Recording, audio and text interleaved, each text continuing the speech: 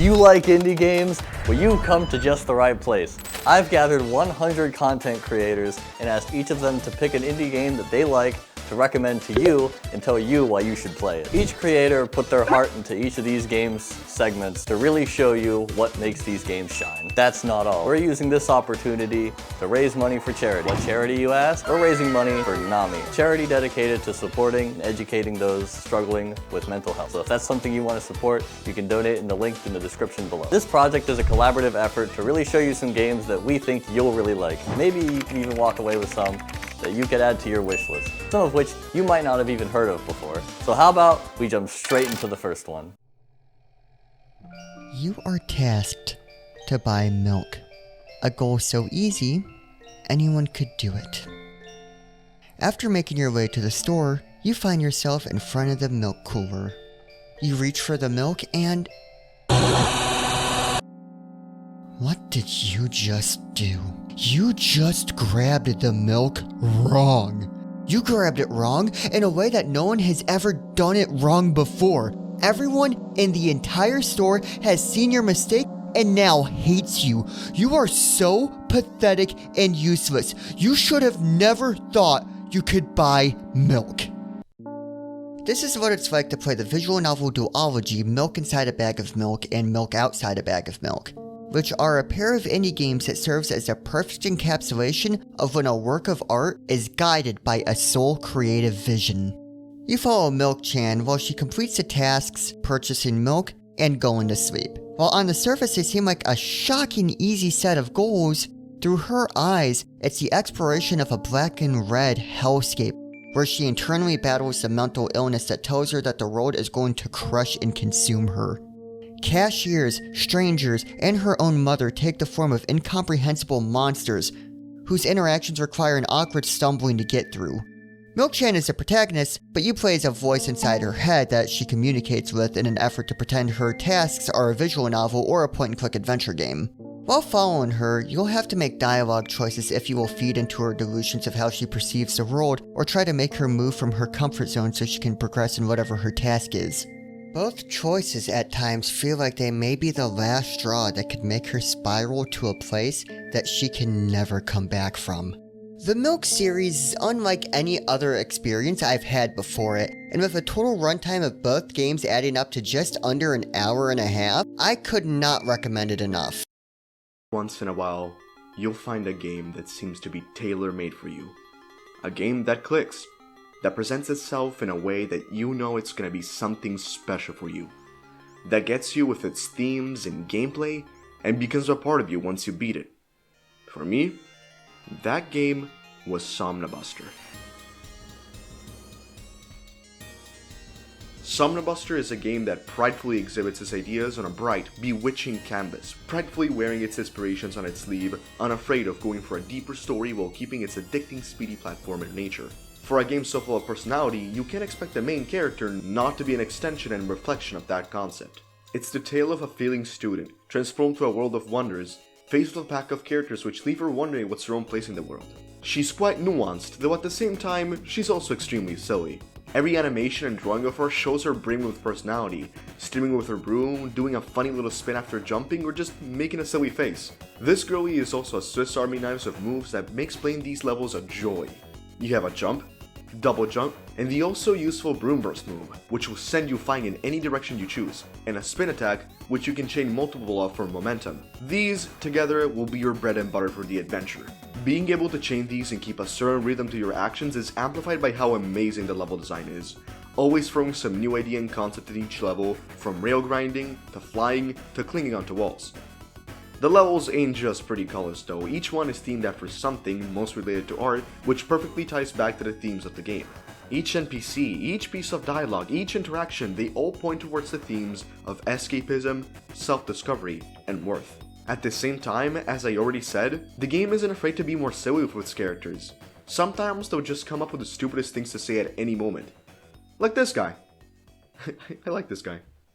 In short, though I'd love to ramble about this game even more, Somnibuster is a game of many facets filled to the brim with charm and thought. and I can stress out enough, if any of what I showed today made the game seem interesting, please go give it a shot. It's a game of incredible qualities and one that'll put you in a trance of wonderful brushstrokes and cheerful Mega Drive tunes. Be wild, be wonderful, be witching. This was Somnibuster. Yumeniki is not like most indie games you know. It's a rare case, a strange hot pot of ideas loosely tied by easy gameplay. It aims more than being a game to be an experience, a different one for everyone at that. Developed in 2004 by the mysterious Kikiyama, this game follows Madotsuki, a shouting girl who refused to leave her room, except for in her dreams. This game is called Dream Diary for a reason, and means that all you do here is explore the protagonist's real dreams. You can access a few different doors that bring you to different worlds, are often strange and unique, but also big and maze-like. You'll get lost a lot. In those worlds, you can find items called effects, which will grant Madotsuki abilities, some helpful, some not so much, but also you'll find entrance to other, deeper worlds. Exploring and finding everything becomes your task. Some people classify Yumeniki as an horror game, because even though the game itself is not scary, its strange and often dark environment and themes can prove a bit unsettling. You're on your own to interpret what story the game is telling you after all. And most interpretations go through topics such as sexual trauma, isolation, lack of self-esteem, and suicide. But perhaps the best about Yumeniki is not the game itself, but the world it has spawned around it. It's been pioneer and an inspiration for tons of games, including others that are more famous nowadays. It has inspired countless players to become game developers because it was made in a very accessible engine RPG Maker. It's been the base and the reason for animation, fan games, comics, and an endless supply of crazy theories. Not everything is fan content, however. Over time, an official manga and a modern remake have appeared, although in both cases they are alternate interpretations and not direct adaptations or sequels. In conclusion, Yumeniki by itself is just a little oddity of a game, but it has permeated the whole world of indie games in a way very few games have. And honestly, that's the dream.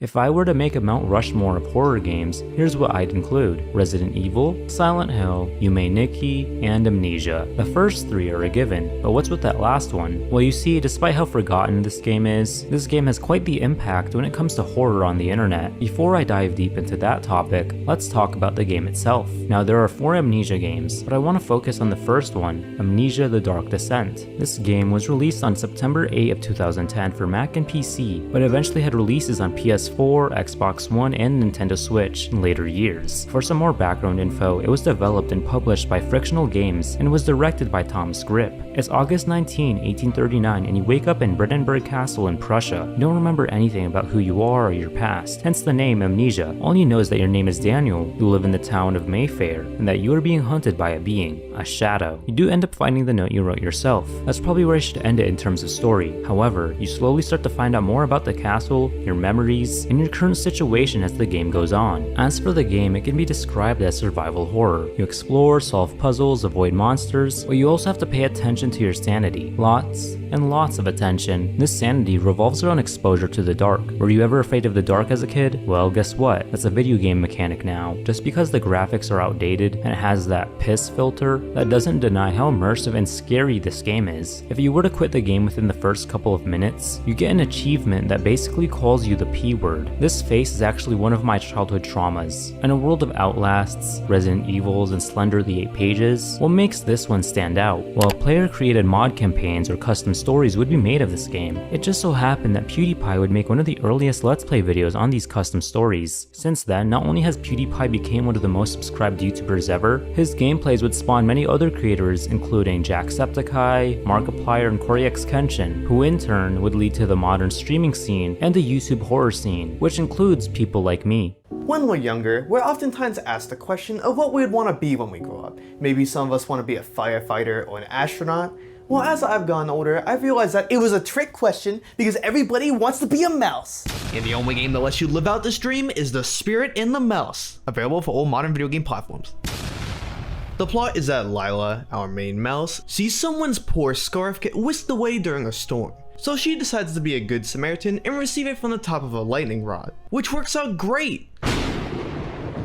But not the fear, she simply inherited electrical powers from a spirit guardian, who is not happy that a little stunt now prevents him from maintaining the town's electrical boxes, leading to the town of Santa Claire to have multiple electrical shortages. So it's up to Lila to take up the mantle of spirit guardian and fix this mess. Which you do by helping out these little electrical creatures called Kiblings to convince them to return to power a specific building's electrical box, and in turn, solving the woes of one of the many townspeople. This is when we reach the hook of the game, exploring the town of Sainte Claire. With you being a tiny little mouse, you can barely climb up chairs. How are you supposed to climb up and around the buildings? Well, thanks to your newfound identity as the only electric mouse not named Pikachu, you can now zip around through breaker boxes like Mario Odyssey, shock objects to unlock shortcuts for later use, and once you repair all of the electrical boxes in one section of the town, you unlock additional electrical powers in order to exploit even more of the city.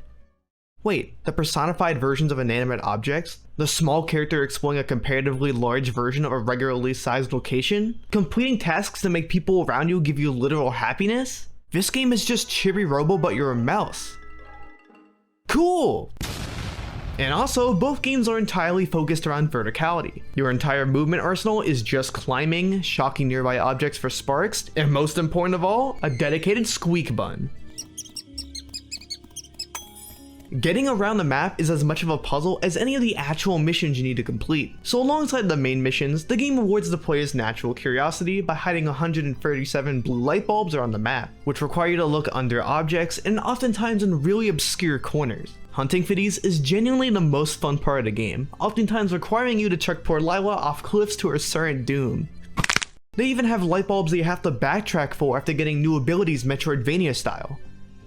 You know, this game sounds pretty lit. Hey there, my name is P. Jiggles, and I'm here to talk about a game people absolutely do not know me for, Spelunky 2, the second one. I'm sure that in this video covering 100 different indie game series, you're gonna hear about a lot of pretty difficult games. But if you want to play something that just absolutely hates its players, you should try Spelunky 2. It's one of those roguelikes where if you die, you make absolutely zero progress. But that's not really why it's hard. The main reason is that everything in this game is just so volatile. The game has an HP system, but it barely matters because a single hit can start a chain reaction that can just end you on the spot. But it's specifically because of this difficulty that I like it so much, because once you start mastering the controls and such, everything flows so nicely. Zooming past difficult segments as if it's become second nature is the most enjoyable aspect here for me, and you can experience all that in co-op as well, and suffering with a friend is always a blast. The game has 3 endings, with the first 2 being pretty standard for video games, but the third one is something so crazy unique I can't think of a single other game that's done anything like it.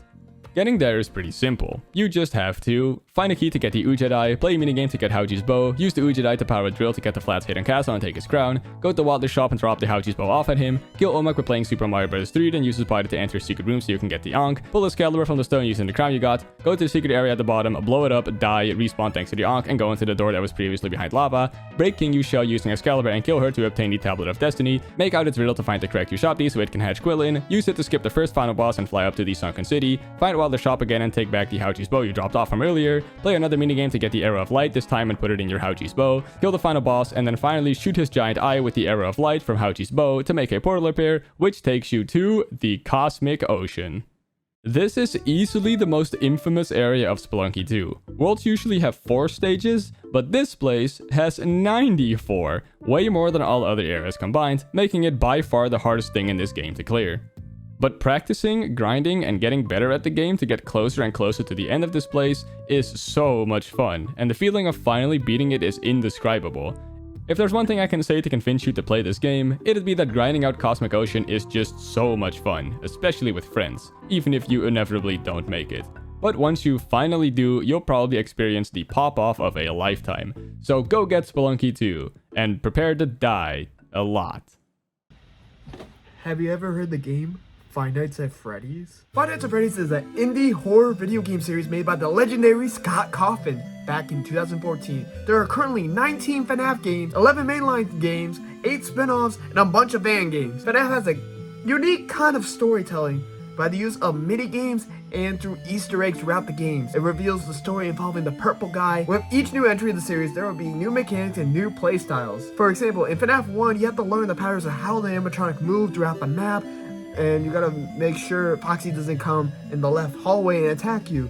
And you gotta keep an eye on that and the cameras and timing. In FNAF 2, the door mechanics are gone. They removed it. You gotta then receive a flashlight instead to view where are the animatronics going, to stop them, to make sure they don't attack you. And also you got a Freddy Fazbear mask, so they don't have to see you, and you don't need the doors anymore. However, Foxy could still see you, so that's where the flashlight comes in, to stop Foxy from coming to the office. And then you have the music box, which you have to wind up every so often so the marionette, aka the puppet, doesn't come and attack you. In FNAF 3, there's no doors, no flashlights, no masks. You also have that tablet to make sure your ventilation's good, your cameras are good, and the audio is good. You gotta make sure those 3 things are good. If not, Springtrap will come and attack you, and then you might start hallucinating and seeing some random jump scares that are not even real. Now, that's just only 3 games out the 11 mainline games. Over time, FNAF has went through many changes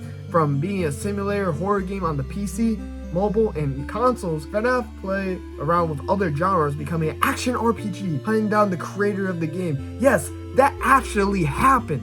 FNAF is a great series to get into, and great to the horror indie drama. For its lore, there's so many theories throughout the franchise. It's only a theory. Wait, I can't say that. Copyright, I'm sorry guys. Well, this is why you should play Five Nights at Freddy's. Thanks for watching. Enter the Gungeon is one of, and in my opinion, the best roguelike ever. Period. All the other roguelikes are great, spectacular even. But unlike all the other games, you get to take up every American's favorite pastime. Shooting people! Shooting bullets. No, seriously, you shoot at bullets. As a bullet. With a gun that is a bullet that shoots out guns that shoot bullets. Can any of your other stupid roguelikes do that? Yeah, didn't think so.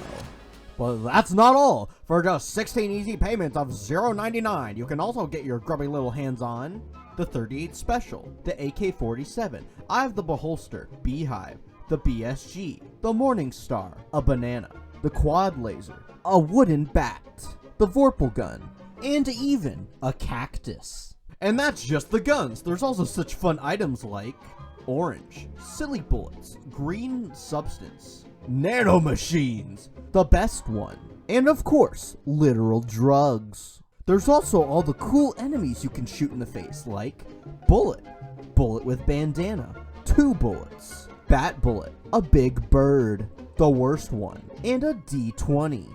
And they will shoot you in the face. So that means you will die. A lot. But each time you die, you slowly learn more and more about how the enemies and items work. And after a while, you're able to put up a real fight against everything the game throws at you. And that, dear viewer, is what I love most about this game. And I'm not the only person who loves this game. I mean, just look at what all these other people have to say.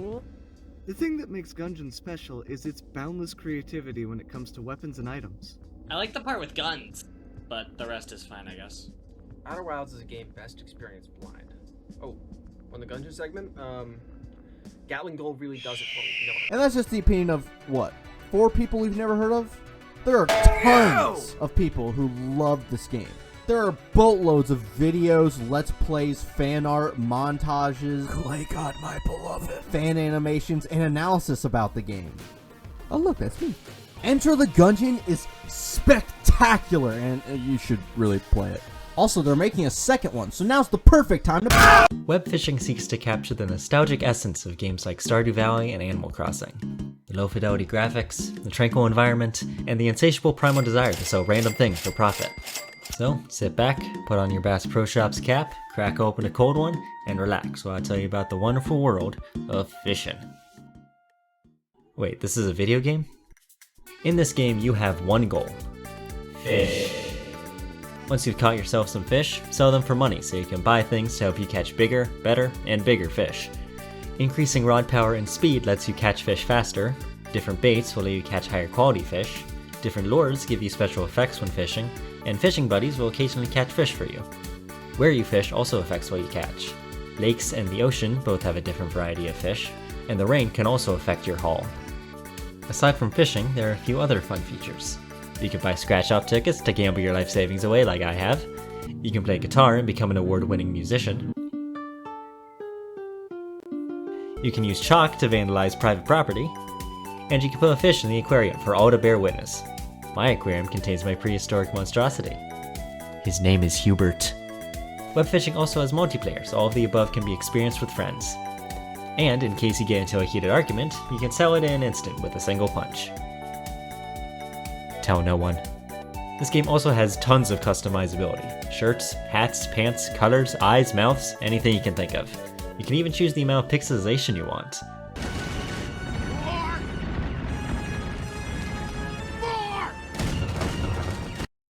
Perfect.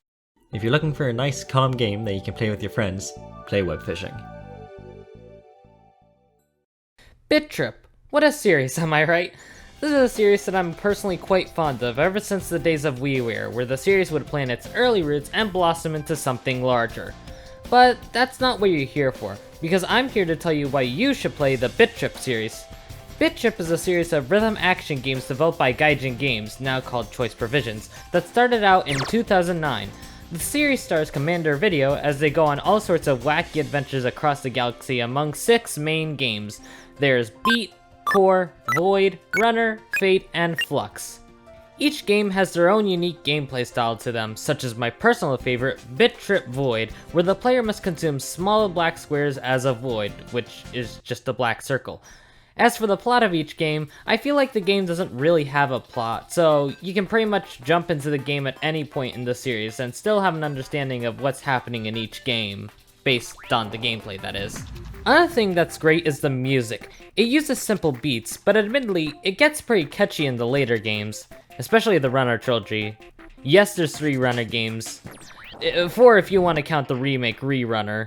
The original Runner game brings in the musical talents of Anna Managuchi for the main menu theme, and honestly, it's a genuine banger. Blackout City is probably one of my favorite menu themes in a video game. Well, top 10 that is, but still, you get the point. Runner 2 and 3 not only bring in a new art style for the series, but also Charles Martinet is the narrator for both games. Confused and companionless, our hero ponders his current position. The only thing that remains clear to him now is that he has fallen prey to a vulgar scheme full of villainy, which he must vanquish. Oh yeah, he's also a playable character in the 3rd game, which is admittedly pretty cool. Much like the other games, the music's also really good in the later Runner games, especially for how atmospheric the 2nd game sounds. That being said, I highly recommend checking out the Bit Trip series. The games are pretty fun and rewarding, albeit being a tad bit challenging. I especially recommend getting the main series on Nintendo Switch, minus Re-Runner since it's not on there yet. It may not be like the original games on Wii, but it still gets the job done nonetheless. The Binding of Isaac is basically the indie game to many. It was a game that wasn't designed to be successful, wasn't supposed to be successful, with its off-putting themes, enemies, and characters all over its grungy, yucky world. Its creator, Edmund McMillen, already had a big hit of his own years prior with Super Meat Boy. He already made his money, which is why he felt comfortable making something so off-putting to the average consumer. It was a passion project. This led to it being one of the most unique games around, and paradoxically went on to spawn a huge fan base. The reason can mostly be found in its game design. In Isaac, you play as Isaac, Girl Isaac, Demon Isaac, Eye Patch Isaac, or any of his other personas. Inspired by The Legend of Zelda, each run has you exploring a number of randomly generated floors, collecting items, and fighting bosses. With everything being random, the game is infinitely replayable. You might think it's just a generic textbook roguelike, and while that would technically be right, it'd be more accurate to say that it created that textbook. And, in my opinion, perfected it. I can't think of another roguelike as good. And even then, in the years following, its massive rise in popularity would lead to it getting objectively the most content ever seen in the genre. A remake, Rebirth, that would itself then get multiple DLCs, mod packs, and even a mod that became official DLC. All that content sounds like it'd be pretty hard to get into, but the game does a really good job at drip feeding you that content at just the right pace to always keep you wanting more. The main hook that got me invested was one mechanic specifically. Items work together to make entirely unique builds every single run. Polyphemus, Crown of Light, Brimstone, Sacred Heart. To a normal person, they're just pixels on a screen.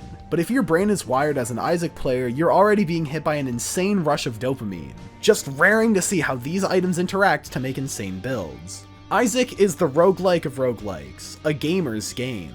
As of recording this, I have nearly 500 hours on the game, and I completely intend on adding 500 more.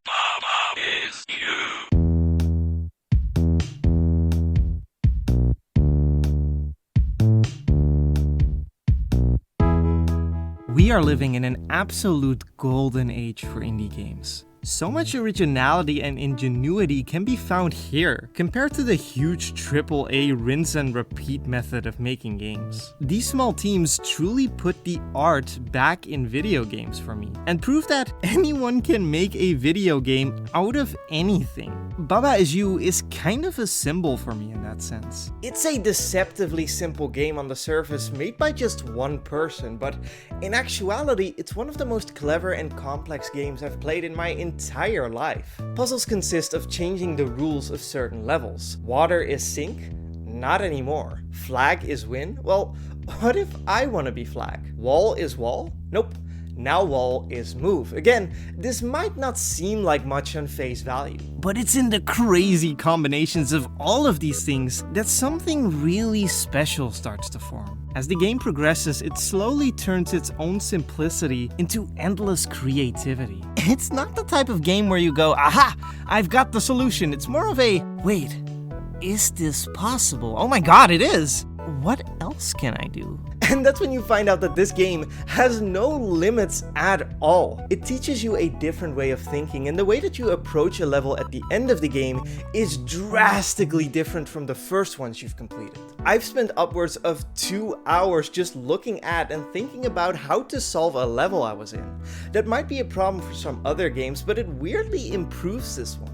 Now, it does help that you're listening to one of the most chill video game soundtracks ever composed as you're thinking away. The soundtrack is very non-intrusive and surprisingly non-repetitive for how often you hear it loop. I still put it on whenever I'm writing something because it's quite literally perfect background music.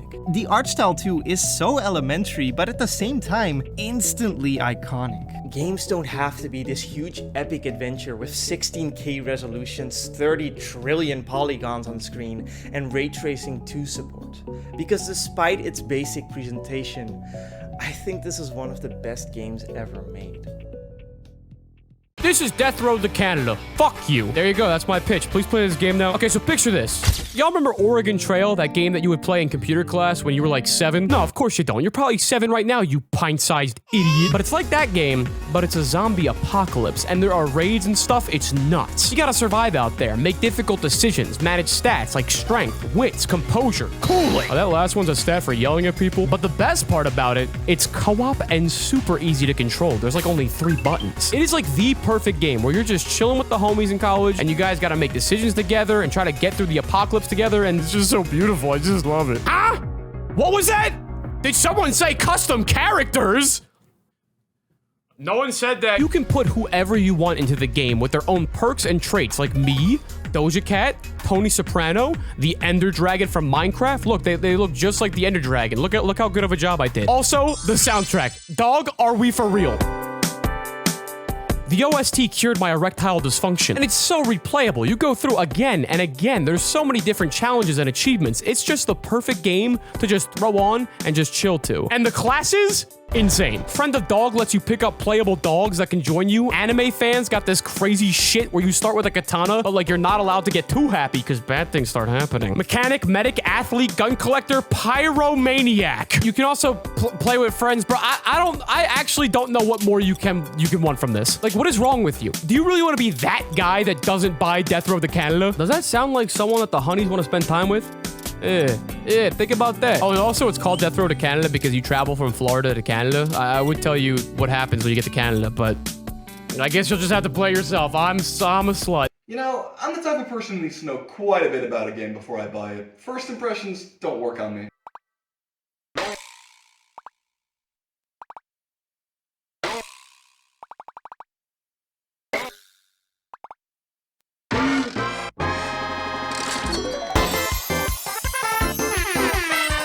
I have zero regrets. Meet Biku. This little fella lives in a cave near a small village where stories about a dark beast have spread. After being woken up from a long sleep by a ghost, he decides to take a wander to the village, which causes him to accidentally destroy the bridge and freak out the locals. They lock him up, but soon realize they're worrying about a baby bell with legs and let him go under the condition that he fixes the mess that he made of the bridge. One case of arachnid abuse later, and the bridge is fixed. Don't question it. This is where we meet the guy we briefly saw in the intro, Mr. Sunshine, on board a giant robot. We soon find out he's harvesting the world's natural resources for his own benefit. Some might consider it a metaphor for capitalism, but I play Nintendo games. Do you really expect me to know what that word means? The main goal of the game is to beat Mr. Sunshine because, spoiler alert, he's the antagonist. What? I won't spoil too much else about the story though, it's worth experiencing for yourself. Pikuniku is a great game to play if you're looking for a simple but endearing experience with a phenomenal sense of humor. It doesn't have a deeply emotional story and the boss fights aren't that intense, but why would you need that when you can have basketball played with your feet, robot dance battles, worm rescue missions, and...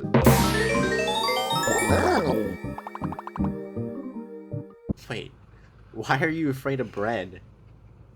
So, you know Steam? The composer behind this game's honestly amazing soundtrack is Callum Bowen, whom you might recognize from Snipper clips. We love a good leitmotif, and the one in Pikuniku is certainly no exception. Banger. And as if all that isn't good enough, there's also a co-op mode which is completely separate from the single-player story mode. Player 1 controls Piku, and Player 2 controls his yellow friend Niku. Combine the two and you get... I like to believe Niku is Piku's sister because just like with living with siblings, in co-op mode you work together to achieve the same goal while absolutely not shying away from taking each other in the face. Wonderful. Though if there's anything I've learned from my time with Pikuniku, it's that we should all be a little bit more like Piku. Except, probably not to this extent. 2010 was a big year for gaming. So many games that we all look back on as classics released that year. Like Mario Galaxy 2, Halo Reach, Pokemon Black and White, Fallout New Vegas, Red Dead Redemption, Fable 3, and Donkey Kong Country returned for the first time. But alongside all of those generational bangers, Super Meat Boy was just as popular. Which, in 2010, a game that was made by just 2 guys being nominated for Game of the Year, that was a big deal. You see, the creators, these 2 guys right here, they created Super Meat Boy with the intention of providing a truly challenging experience for players, similar to older NES games like Mega Man and Ghosts and Goblins. But they also paid homage to other iconic video games by having the plot of Super Meat Boy be an amalgamation of different game stories from the 90s. On its surface, this game seems simple enough. You move, you run, you jump, sometimes you wall jump. But don't be fooled, because this game is anything but simple. You will need pixel perfect, frame perfect movements to make it through some of these levels, which, mind you, there are over 300 of. And that's not to mention there are also special challenges called...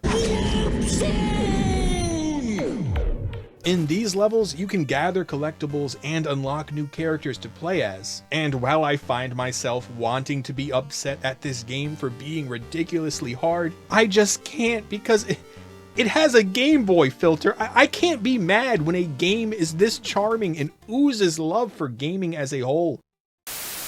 I can understand that when compared to other indie games on this list, Super Meat Boy is gonna seem pretty basic.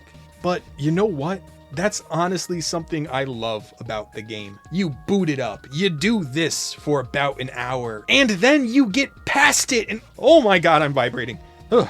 I think what I'm trying to get at is sometimes it's best to enjoy these simple little things in life. So seriously, if you enjoy precision platforming, if you liked Celeste, give this game a try. Give Super Meat Boy a chance.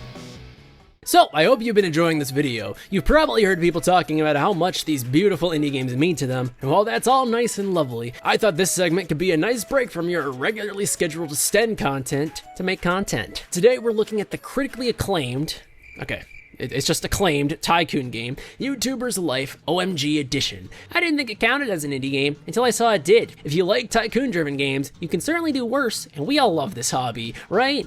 Well, I do sometimes. So, what do you do in YouTuber's Life OMG Edition? Well, you're a YouTuber. You start out with one game on your shelf because you're broke. And hold on, you're telling me that this guy's Let's Play is getting hundreds of views? I guess my titles are pretty good, to be fair. And this liked or dislike ratio is better than my own, low-key. To make videos, you choose a game and then do what we in the industry do best. Play it and choose cards. You drag your fantastic footage into the state-of-the-art editing software, Final Premiere Lite, and it's time to go viral from there. To merge clips adequately, you have to match up these little arrows, and from there you can add titles, a grade color, and focus your camera. All implied, you don't actually see any of that happen. And man, it would be nice to actually see gameplay or play a darn game, because I'm curious, what does a Resident Devil play like? Ray-Ban, Half-Life 2. And don't get me started on these great gaming consoles, like the Honey PSP, the NicoSoft Z-Box. These are like the consoles that you see in iCarly or Drake and Josh for 2 seconds and be like, I know what they're referencing. Honestly though, these Easter eggs are a big reason you'd actually want to play this game, because they're abundant and funny. Now ultimately, this is just another tycoon game, so with that, there's nothing too crazy here.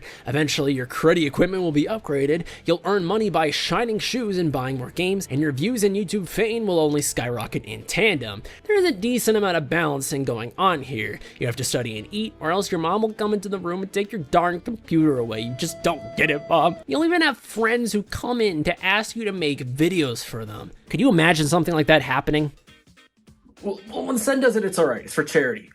God, have you ever found that one game that just gets you on the edge of your seat? That one game that really pushes you beyond your limits, where you look back at yourself 3 months after no-lifing this and think, well, damn, when did I learn how to do that? This is Neon White, a puzzle game platformer where you collect cards, shoot demons, and get to the goal as quickly as possible. It's pretty plain and simple. Now, there is this other storyline about sinners being plucked from hell to do God's dirty work, and this mafia-esque heist mission where you find the Christian death note that resurrects God who's dead, your old boss kills your best friends while your ex-girlfriend tries to save you. You are my Sasuke, man. The darkness to my light. But that's not the reason you play this game. Never have I experienced the pleasure of what it means to be a speedrunner quite like Neon White. Painstakingly grinding strategies for days and days, spending hours and hours to bring down your time by even fractions of a second, dominating leaderboards for levels that are literally 6 seconds long. No, I'm being serious. That's the entirety of the level you're watching right now.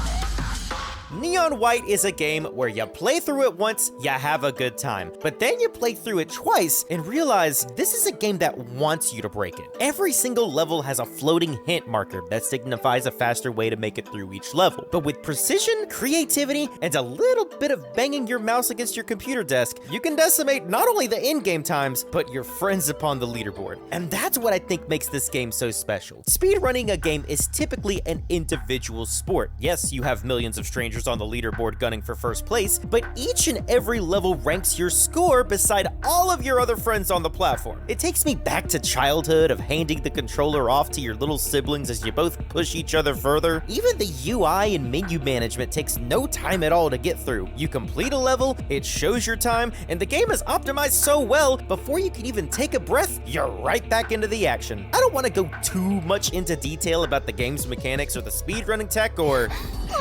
Me too. You're so lucky you don't have big boobs, White. that. But if you have ever had any interest in speedrunning, this is the perfect place to start. And I implore you to pick this game up immediately, as the charm and whim is oozing out of this game. Not bad for a dead guy, huh?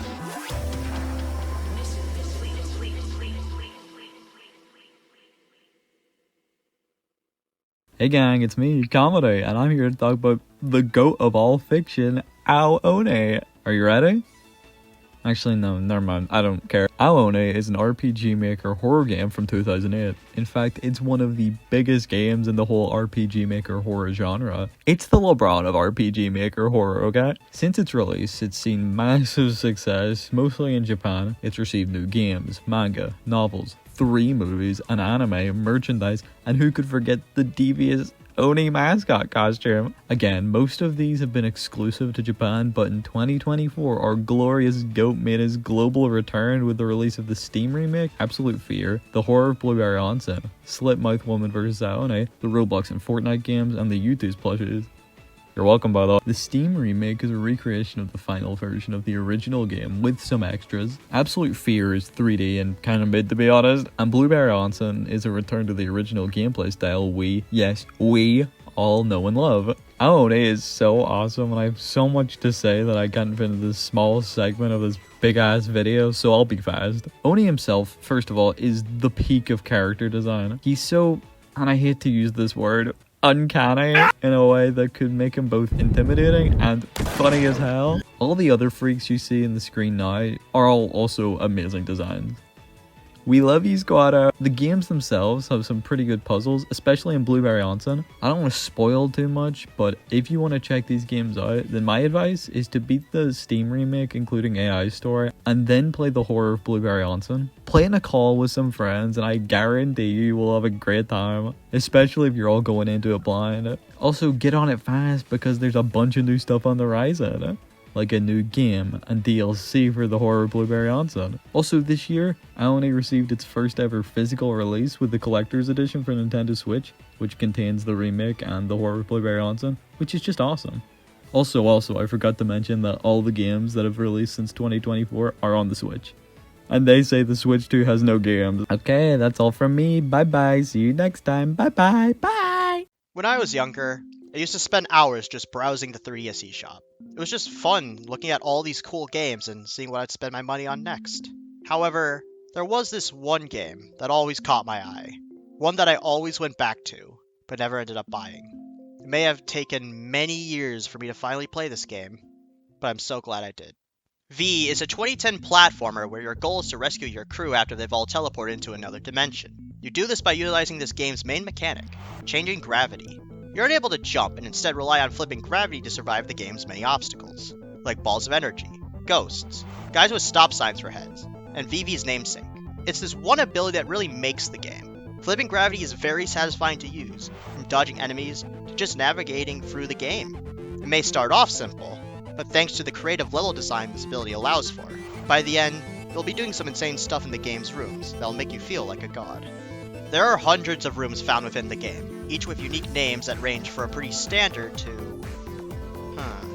It's a cool little addition to VVV, likely inspired by Jet Set Willy, that adds a lot of personality to the game and makes many of these rooms memorable. You know what also makes a room memorable? When you keep dying to it, they can be pretty hard at times, especially the optional rooms. Thankfully, there are plenty of checkpoints that instantly respawn you when you die, allowing you to try again without delay. This allows you to learn what's ahead and figure out a plan of attack. Or you could just brute force your way to victory, your call. Besides gameplay, what really draws me to this game is its look. It's quite clearly inspired by 8-bit home computers, mainly the Commodore 64. I love this decision, as it really makes VVVV stand out from the crowd by taking on a visual identity that feels mostly forgotten about nowadays. In the end, it's the charm and creativity VVVV has, along with its simple yet amazing gravity mechanic, that made me truly love this game. It may have taken a while, but I'm so glad I played VVVV, and I highly recommend checking it out. Growing indie studio Project Moon is a Korean developer that created the sensational game Limbus Company! Thanks, Don. Limbus Company is the third game in the Project Moon series, which all three are set in a lovely and charming place known as the City, the last known bastion of human civilization in a rather dystopian futuristic world where you can't seem to swing a dead cat without hitting some form of unfathomable man-made horror. Each Project Moon game seems to take on a different genre. In order, Lobotomy Corporation starts first as a unique and punishing management sim, where you learn about and interact with many charming and lovely monsters called abnormalities for power. Library of Ruina is a card battler that takes place directly after the events of LobCorp and further explores the city, its denizens, and how it all functions. They aren't totally mandatory to enjoy Limbus Company, but they provide a background and are the extra wow for certain significant moments that are story relevant for callbacks. Which brings us back to a complex but rewarding turn-based game that is a white whale amongst most gacha games that are out there today, being a gacha game's second priority and produces quality first.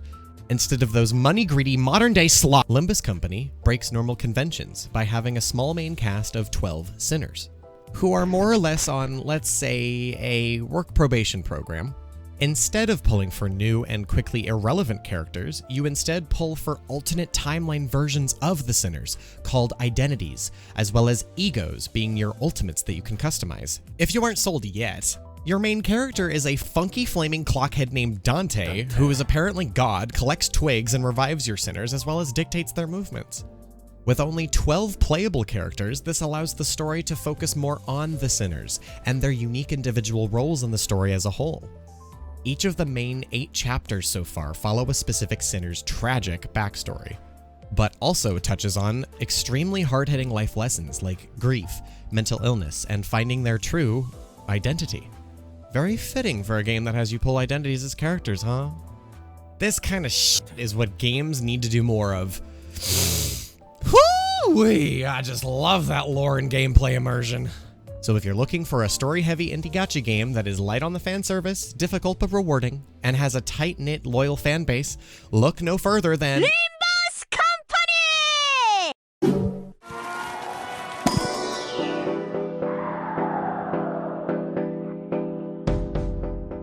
Balatro is a game that I've been recommending to every man, woman, roommate, and farm animal that I've come across since playing it. Play Balatro already!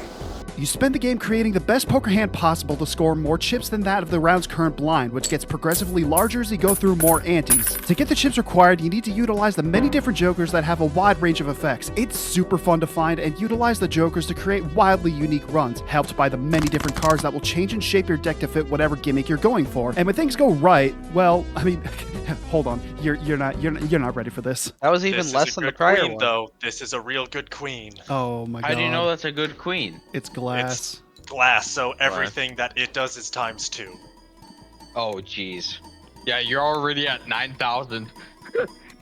So Jesus this Christ. one got it. Yeah. You're gonna kill its family fire. in the past. Oh! Oh! That's the first time I've ever gotten an E! I've never gotten an E before! You are to the 11th power! Yeah. Holy fucking shit. Every detail and moment of Balatro is so expertly crafted. The challenging boss blinds, the amazing ASMR sounds of cards and chips and multipliers stacking up, even something as simple as being able to fiddle with the cards, blinds, and tags makes everything feel so alive and great to experience. It's perfect for casual play on a mobile device as well as in-depth tryharding, since winning runs will unlock different decks and difficulties, further spicing up the game with different rules and play styles. It's a great experience that's also incredibly easy to learn. It does a great job easing you into the flow of the game, explaining everything in a natural manner while also getting you very familiar with the different poker hands. Just don't go expecting to pull out the 5 of a kind in your next poker tournament. Hey there guys, Mr. Emerald here. This is the number of video games in the world. Now this is the number of digging video games in the world. Now this is the amount of digging games that are actually good. Notice the difference? This is a game about digging a hole. Yeah, okay, what's it really called? A game about digging a hole. No, but really, what's it called? A game about digging... Okay, fine! I get it. It's a game about digging a hole. A game about digging a hole is a simulation game where you dig a hole. No further questions needed. To begin with, you spot an advertisement for a house that catches your eye. Anything else? Underneath the house, there claims to be buried treasure worth a fortune. Oh, why didn't you just say so? Your goal is to try and dig for the sacred treasure, collecting little trinkets and gadgets along the way. You start with the bare necessities, one simple shovel, and nothing else. From there, it's pretty simple. Dig down. For every ore you collect, you can trade them for money, which you can use to upgrade or replenish your personal belongings, or even buy some fancy-spancy explosives. $100 for dynamite? Are you kidding me? That's so cheap! Wonder how much it costs in real life. Okay, never mind. As you dig your way through the earth, your tiny little garden goes from something to laugh at to what the hell is wrong with you? And guess what? That's all there is to it. After all, it is a game about digging a hole. Now, of course, the game isn't perfect. I mean, why would it be? There are small glitches here and there, and sometimes the dynamite doesn't live up to its name, but does that really stop this game from being such a good time waster? Hell no! Look, if there's one thing this game has taught me, it's that digging holes is a great idea. I think it's about time I put my skills to the test. Wish me luck. I was arrested for digging in a public park. 1, 2, 3, 4, 5. Oh wow, nature really took its course here. Let's roll back a little and see how we got here, while I tell you a little bit about why I love this game. Welcome to Aquilinox, a peaceful, relaxing nature simulation where it's your task to oversee an ecosystem and guide it where needed. In Aquilinox, you start with a barren landscape devoid of all life, fun. It takes only a seed to start growing this world. As the grass spreads, new plants and creatures will begin to show up. The game guides you to evolving your world through a series of tasks. If you're familiar with games like Viva Pinata, the progression system will feel somewhat familiar. For example, we want to turn this sheep into a boar. Sounds like a simple enough task. We just click on the sheep and see its evolution line. See? Boar. Oh, it needs to eat an apple to become a boar. Well, we have a task for this. Okay, well, let's try evolve an oak tree in order to get an apple tree. We need a forest biome. Luckily, we've already completed the task to give us some rosemary, so let's plant some of this. The rosemary will then change this biome into a forest biome where we can evolve our oak tree, which will allow us to get an apple, which our sheep then eats, and we have a boat. But we have a boar. This is the loop of the game. You evolve your plants, to evolve your animals, to evolve your plants, and unlock more plants, and more animals, building your own unique ecosystem. It scratches that itch of completing tasks while having a laid-back time while listening to this great soundtrack. If you're interested in knowing more about this game, I definitely recommend checking out the developer's YouTube channel, Thin Matrix, as they have documented the entire process of creating the game and the engine it runs on. While you're there, you can also check out the next game that they're developing, a gardening simulator called Homegrown. Yo, we's going slow. A slight breeze, not the hero with speed, but the hero we need. Panic, panic, porcupine. No. Come on, just show me what you got. The graphics are cool, but the flow is not. Panic, panic, porcupine. A little frantic with the panic, he ain't got no groove, ain't as fast as the light, but slow and steady will do. He's got 2 blue shoes and a big spiky head, the brown streak wipes by, the doc will be seeing red. From spikes, to saws, to burns, to fights, this game is hard as shit, but well, so am I. The best game you'll ever play, so why don't you stay? Wild game, dude. Panic's in danger. Save the birds from the evil doctor, or they are toast, man. Panic Porcupine, the distinct, original, unique, easy video game that will not be hard or make you mad in any way, shape, or form. Now on all major gaming platforms. Disclaimer, we cannot guarantee the likelihood of this game not making you want to throw your house cat into a winded turbine, but we can confirm that any resemblance to other video game mascots, living or dead, is purely coincidental, and we will deny any accusations claiming the opposite. We at Shiny Dolphin Games hold ourselves to a high standard when it comes to original ideas, and as far as we know, brown porcupines don't exist. We invented them. No fool.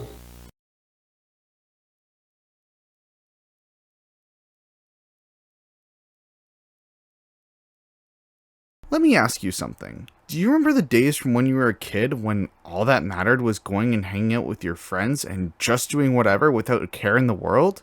Now another question. Was there ever a mistake you made when you were younger that you had to deal with later in life? This is Omori, an indie turn-based RPG heavily inspired by the games Earthbound and Undertale, made by the developers Omocat and MP2 Games. And it was released back in 2020, and was based on the webcomics Omori Boy released in 2011.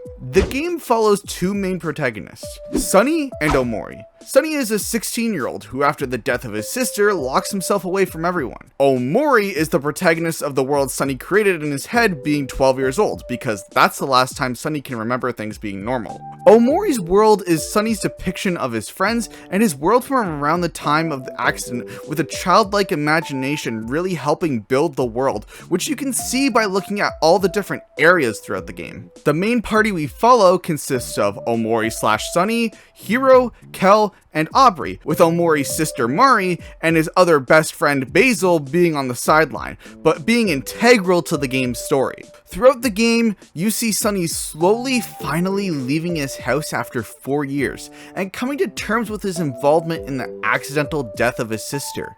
The game depicts us through the crumbling and distortion of Omori's world.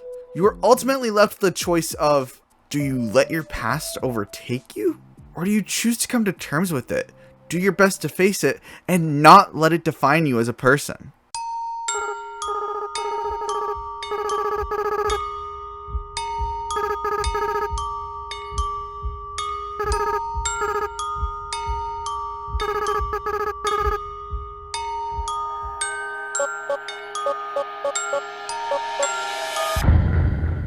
Do you know what it's like being told you're the guy who's making the Undertale segment? Oh, yeah, okay, for sure. Let's make an Undertale segment. A 2.5 minute long Undertale segment. What's the timer at right now? Shit. It's like telling someone why grass is green or why the sky is blue. It's Undertale. The genre-defining reinvention of the RPG that takes everything so damn good about these games and condenses it into the 7-hour-long masterpiece. A nuanced combat system that will kick your ass. A story with writing that will kick your, like feelings or something. I don't really know what to say for that one. There is a reason why nobody shuts up about this game. There's a reason why I'm not going to shut up about this game. You're still stuck with me for another 78 seconds. Undertale is the gold standard of what it means to be an indie game. To not be held by the rules of one's genre, but to innovate and redefine in ways that can push gaming forward as a whole. To find your creative voice and say, hey, you know that thing RPGs do where you have a fight button? What if, and I'm just gonna be a little crazy here, I add a hug button? And you know, I feel like that's kind of the entire design philosophy behind Toby Fox. And it's all these little bits and pieces that make Undertale into the game that it is. I haven't even brought up the soundtrack. Do you hear these notes? Do you hear these grooves? The Undertale soundtrack is 101 straight songs of absolute musical perfection. Okay, maybe not all of them. It's hard to put into words just how influential this game truly was. Not only from an indie standpoint, but from the world of gaming as a whole. They put Sans in Smash Bros! And trust me, if you take the time to sit down and play this absolute pillar of a video game that has inspired hundreds of projects to this very day, you'll truly come to understand what makes Undertale so damn good. And then you have to go play Deltarune. Deltarune's also really awesome. Rhythm Heaven is Nintendo's own... Wait, that's not right. A Dance of Fire and Ice is a one-button rhythm game created by indie studio 7th Beat Games. In it, you'll control 2 planets down a winding path through strange worlds. The catch? You'll have to do it in rhythm. The timing of your inputs is represented by the curves of the path. For example, a vertical line has you pressing on the off beats. A loop has you press 5 times quickly. And a hexagon has you press in triplets. The shape of the path can get much more complicated than that, though. It's important to be able to visualize the patterns that the shapes represent. The game can get pretty brutal, but when you finally understand the rhythm, it feels incredibly satisfying. A Dance of Fire and Ice first started life in 2014 as an entry into the Ludum Dare game jam by musician and game developer Fizzdy. It was very bare bones, with only a single level and no tutorials. Over the course of a few months, this game jam version would be updated with a few new levels and features. It wouldn't be until 2019 that a fully remastered version of the game would release on Steam and mobile devices. This version has completely redone art, tons of new music, new mechanics, and of course, more levels. In 2022, the Neo Cosmos DLC was launched, directed by Taranu, prolific rhythm game mod charter and programmer. It has even more levels, new mechanics, and some hilarious gimmicks. The game continues to be updated, with new levels being added occasionally. Otterfy also has a level editor. Using the in-game tools, players are able to import their own music and create levels filled with twists, turns, and plenty of visual effects. Thousands of levels have been made, and a few have gone viral on social media. Some levels are similar to ones you'd find in the base game, but some tech levels really stretch the limits of the game, and of the players trying to beat them. 7th Beat Games has done an excellent job supporting the community, with new features added to the level editor, featured community levels, and some guest charters even creating official levels. A Dance of Fire and Ice is an incredibly unique rhythm game with tons of challenges to offer. With a Nintendo Switch port planned to release sometime soon, the future of the game is looking bright. Give it a try. Picture this. Monkey imprisoned. Monkey mad. Monkey want out. Monkey break. Monkey kill. Monkey kill. Monkey kill. Bright colors. Great art direction. Topped off with a wild jazz soundtrack that gets louder when you kill. Monkey slam human into wall.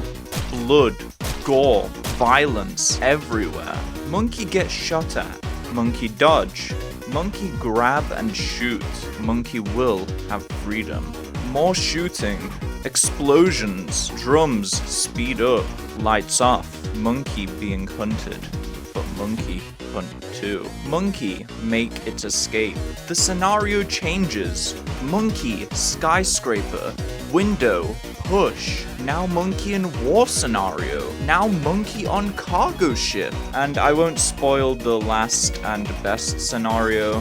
That, my fellow monkey enjoyers, you will have to play and see for yourself. Ape Out is a weird and wonderful game, and it's a prime example of why video games should be considered an art form. Not just for its crazy, intense music or its abstract art, but also for its themes and what the player can get out of it. Go play Ape Out.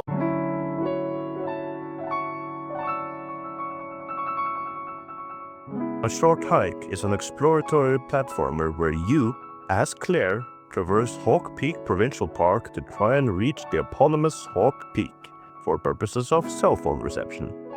That's the game's genre and premise in one mouthful.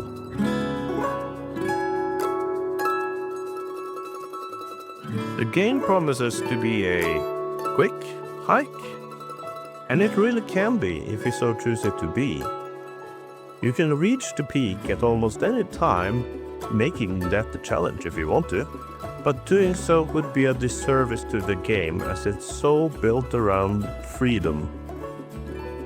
This is one where enjoying the journey is the goal. It's about the places you go, the people you meet, the wind underneath your wings. That's where it's at.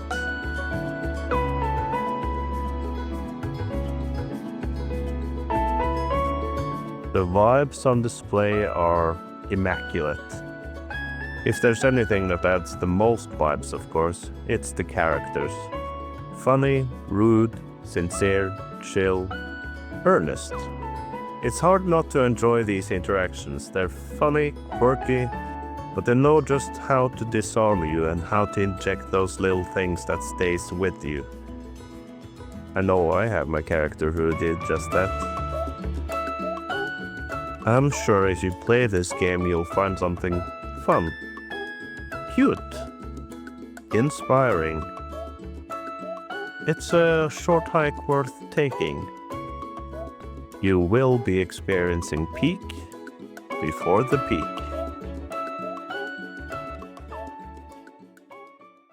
Chinese Parent, a game where you live out the life of the average kid in China, studying to become the greatest academic weapon in the world, while trying not to get burnt out and disappoint your parents by getting an A instead of an A+. Chinese Parent is a unique kind of game, one where you play it for the meme, but eventually become addicted. You start off as a little blob, and go through generations of disappointments because succeeding in this game is almost as hard as it is in real life. As you grow, you can learn different traits to get ahead of your peers, but you also have to have some fun so you don't get burnt out. Although that's pretty hard because sometimes your parents expect you to have like a 200 IQ at the age of 5. The game is really charming and it's nice to wind down to after a long day. Having strict fictional parents is surprisingly relaxing. Who would have thought? There are so many careers you can choose from and a ton of different routes to take. Although I will say after binging this for days on end, it gets kinda repetitive, but that's by design. It really does immerse you in the soul-sucking institution that is the educational system in China. There are marriage candidates as well, who will pass down their traits to your next playthrough if you successfully marry them. Although a majority of the time, you end up forever alone, a pretty damn tragic.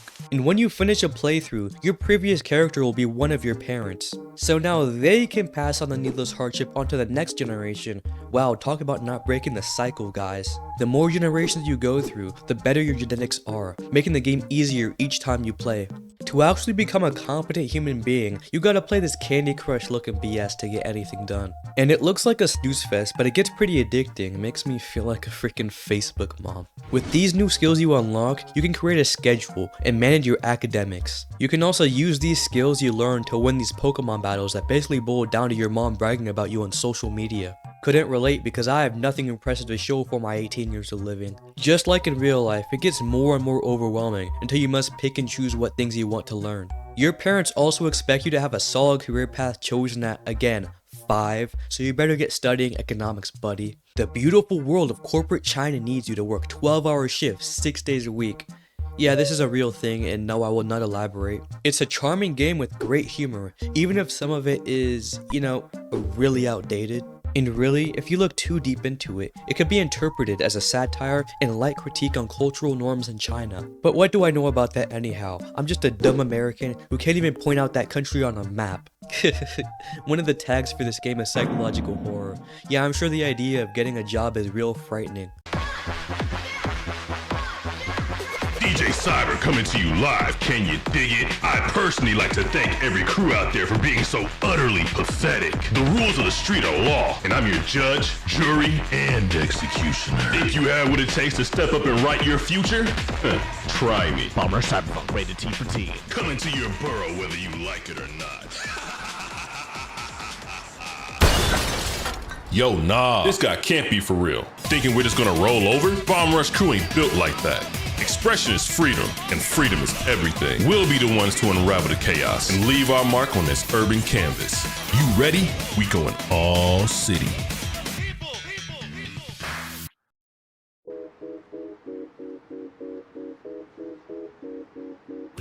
Bomber Cyberpunk makes noise in all the right shades. The moves, the art, the music, paints poetry in motion. Like a masterpiece that refuses to sit still and simply be admired. It's like it took one look at the modern gaming landscape and said, okay, yeah, that's cool, but check this.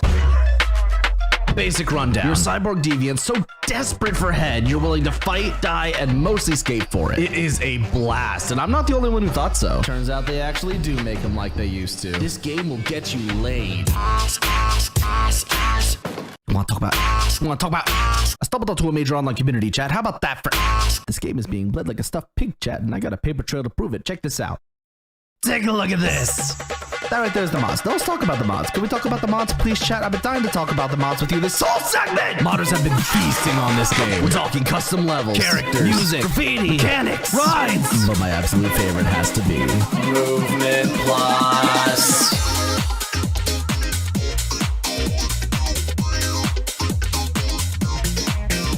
And with the induction of the All City Network, Free Soul. In-game raves hosted by actual DJs, score battles, and best of all, a hyper-competitive online multiplayer game mode that gets to the core of what BRC is all about. This shit is like Melee, they're even adding ranked. BRC is for fans of Jet Set Radio, the Tony Hawk games, and SSX. I've been making hardcore, now watch this goon.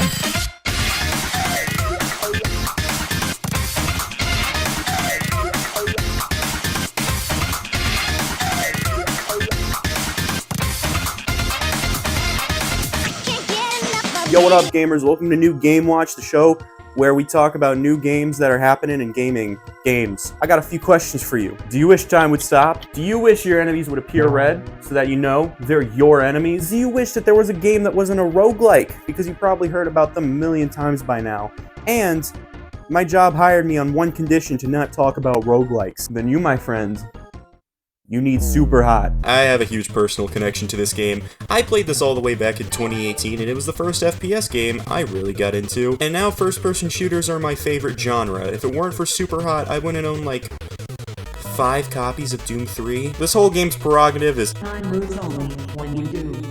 It's not quite that. Time is still moving even if you're standing still, probably to make sure you didn't fall asleep at the wheel, but if you're constantly moving, the game is gonna move at a regular pace. One of my favorite parts of this game is the wide variety of weapons. You get 4 guns, your fists, and I have 6 copies of Doom 3. That doesn't sound like a wide variety, but there's also plenty of throwable objects around the levels you can pick up and chuck at the red guys to make their guns fly straight towards you, which you can then pick up mid-air and use it to shoot them. Out of ammo? There's no ammo refills in this game. Instead, you can throw your empty gun at an enemy with another gun and do the same cool-ass mid-air pickup thing from before. And then after every level, it shows a replay of you beating it, but without the slowdown, so you can show it to someone who's never heard of Super Hot and be like, look, I did this! That's all there really is to Super Hot. Some levels have unique gimmicks, but it's a simple game, which makes it super fun to me. However, if that leaves you wanting more, there's 2 more Super Hot games out there. Super Hot VR is an entirely new game. It's pretty fun. I haven't played much of it, but it is a solid VR experience. There are actually a couple weapons exclusively in this game that don't appear in the next title, which is my 7th copy of Doom 3.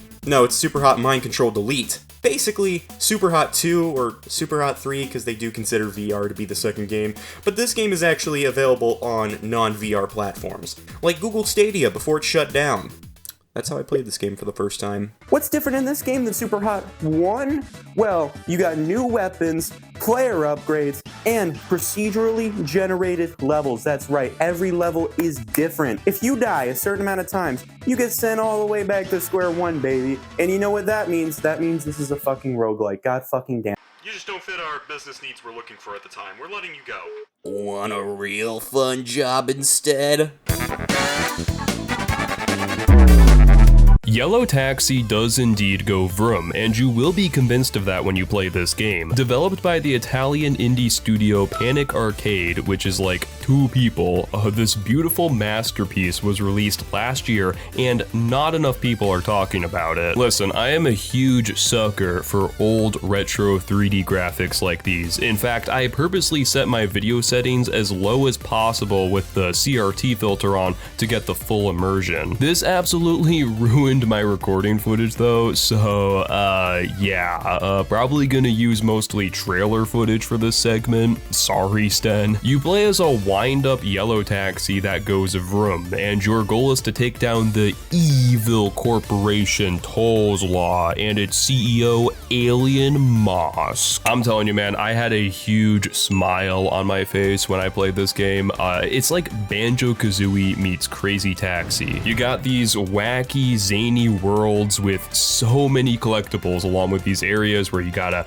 like pick up NPCs before the timer runs out, and you know, bring them to their destinations. You know, it's like Crazy Taxi, like Crazy Taxi. Controlling the little yellow taxi guy is fun. The sound effects are super crunchy and satisfying. There's an arcade world, a pizza world, freaking Mario. If you're a fan of silly, goofy, joy and whimsy, then this is the game for you. Honestly, this was one of those games where I was convinced to play it just by looking at the gameplay footage alone. So, if you're not convinced right now, then you're lame and you should feel terrible about yourself. I'm just kidding, of course, but it is true that no one could turn down a little yellow taxi that does in fact go vroom. Everyone watching this right now, you better wishlist this on Steam, or else Sten and I will come to your house. Tori, Tori, Tori, that's the name you should know. Tori, Tori, Tori, he's the bird of the show. Make sure that you heed, he's got maximum speed. Tori, Tori, Tori's the one. He's running all around you. He's running right toward you. Give it all that you've got, take your very best shot, and that S-rank time will be yours. Yeah! How can it only cost 89p for a game as fun as Tori 3D? It might sometimes get a little creepy, but it feels like playing Sonic in 3D. But like, not a 3D Sonic game like Adventure or Frontiers, but like a 2D Sonic game if it was in 3D. But not like Sonic Superstars, which is a classic Sonic game in 3D, but more like Sonic R. But if it wasn't a racing game and was actually a good game, with tight platforming, high speeds, and that same Sega Saturn visual fidelity. Yeah, so like Sonic, but in 3D. Yeah.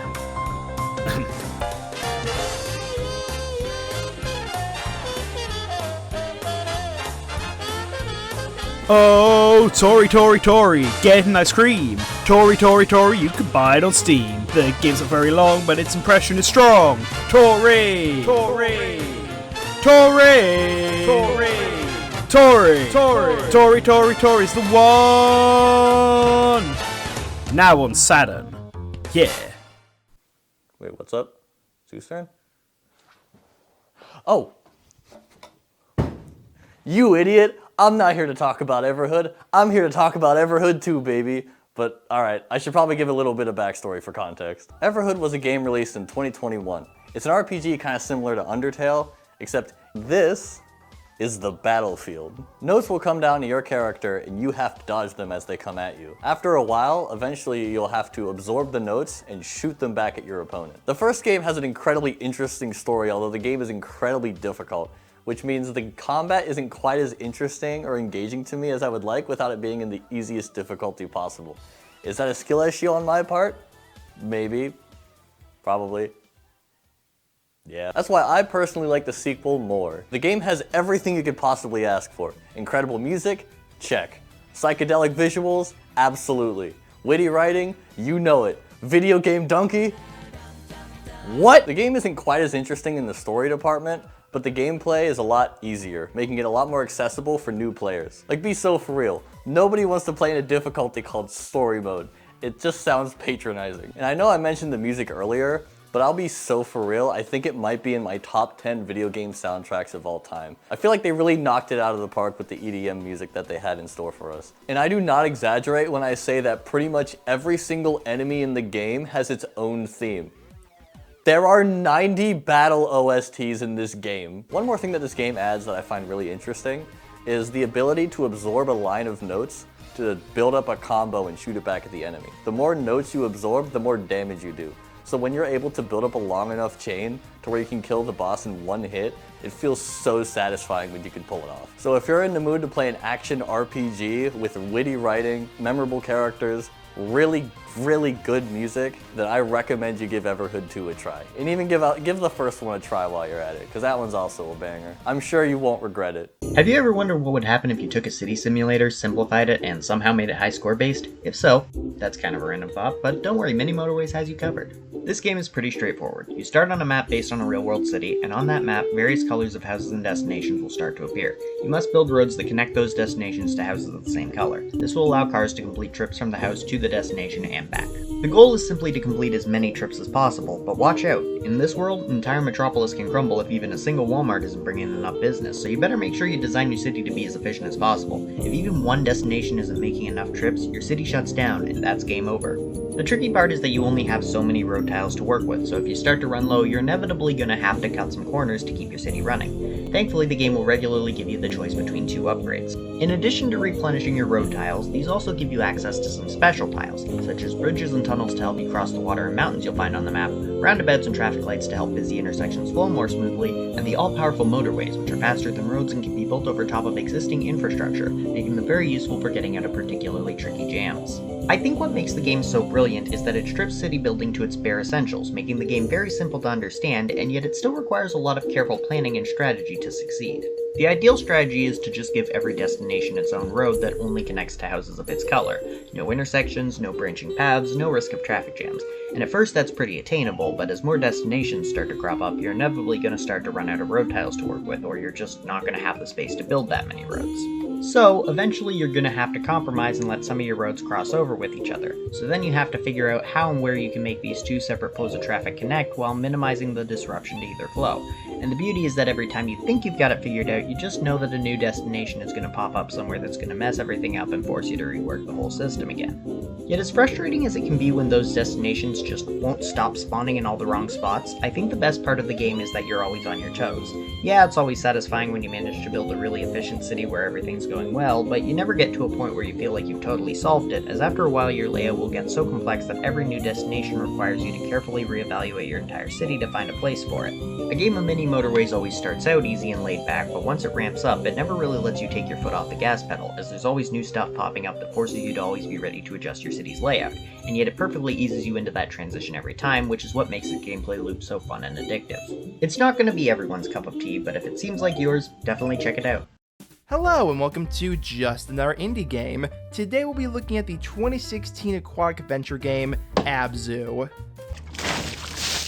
Abzu sees you playing as this mysterious little fella, where you travel along the ocean and bring it back to its former glory. It was developed by Giant Squid, with its founder Matt Nava being the lead creative of the game, who previously worked as the art director for the PS3 games Flower and Journey. And Abzu is very much a spiritual continuation of those games, because it's more of an experience than a video game. But the title of this game, something like a swimming simulator, really downplays how beautiful this game is. It's one of only few games that has made the act of swimming enjoyable to play. The controls are slightly heavy to give the feeling you're submerged underwater, but it's never to a point where it's too tankish to not be fun. They're simple but still very satisfying to use, which is helped by the large areas you're allowed to swim in, and a lot of these areas are gorgeous. It can be as jaw-dropping as a hyper-realistic game. Something as quaint as just moving through the reefs can be exquisite, and the use of color is especially excellent. Even though you're able to pass through these areas in just a few minutes, they leave such an impact that I still remember them years after my first playthrough. A major focus of the game is the life roaming around the ocean. Most of the environments are sprawling with different types of marine life, giving the sense that this world is truly alive. Plus, you're able to ride some of the bigger fish,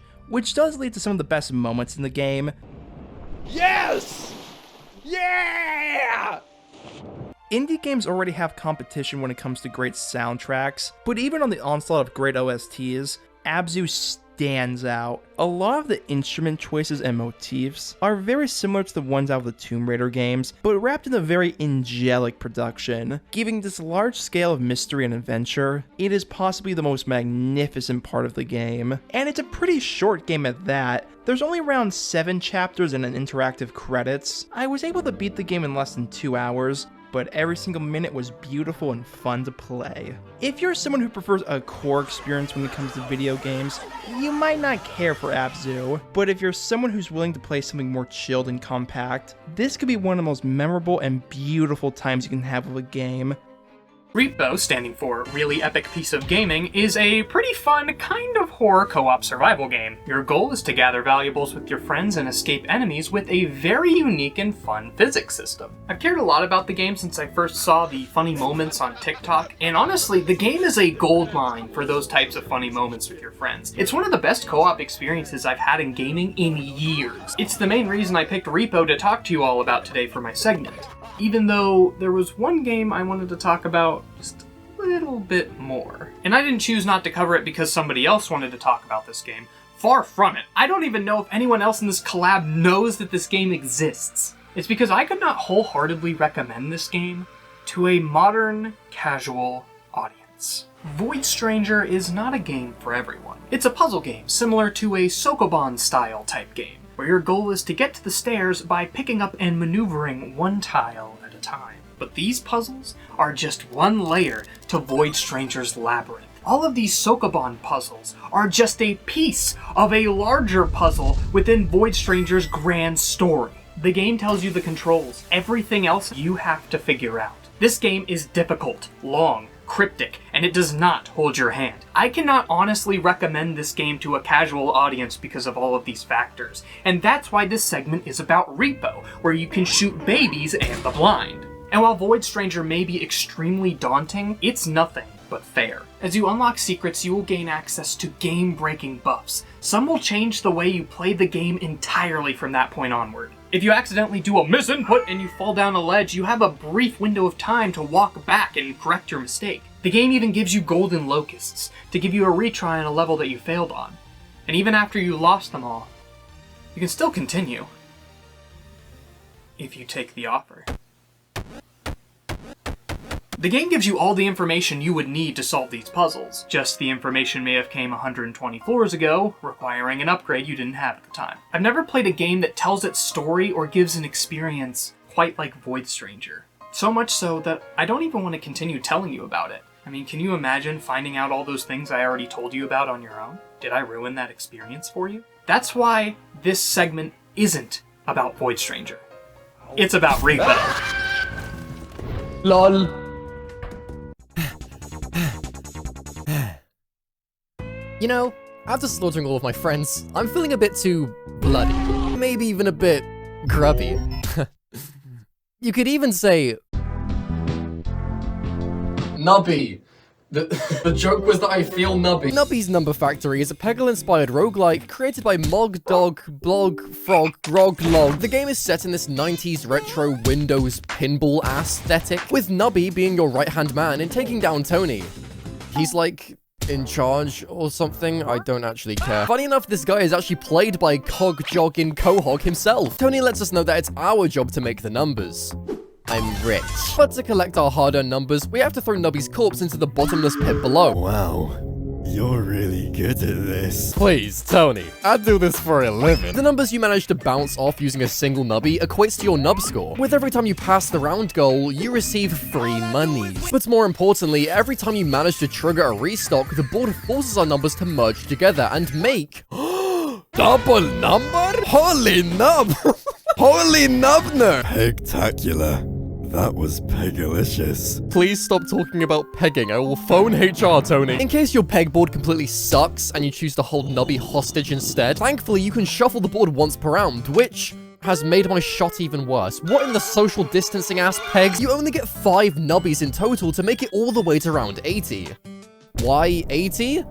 I don't know, go and ask Pogfrog. And whilst this game's concept does sound simple, you may be wondering, well, where's the roguelike? I mean, throwing Nubby into the void is rogue, but I don't like it. Welcome to Nubby Mart! This collection of items you'd find in your garden completely change up the way you nub in this game. Each item having a different trigger effect causes Nubby to spawn explosions, laser guns, and even Nubby's grandson. Thank you, pregnancy test. And with these items, you can create some insane synergy loadouts to get into the millions and decillions and Google! But if that somehow isn't enough for you, then why are you even watching my segment? Cafe Nubby! Can I interest you in pickle rats? Open up, Mr. Facewall. There is so much to this game that I can't get into right now, so if you're interested in what this game has to offer, I seriously recommend checking it out. However, I've been Brando, you've been the viewer.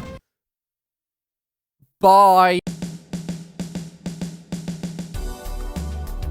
It is time to mix drinks and change lives.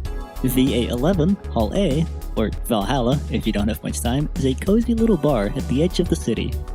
You take the role behind the counter as Jill, where you talk to and serve customers by giving them drinks.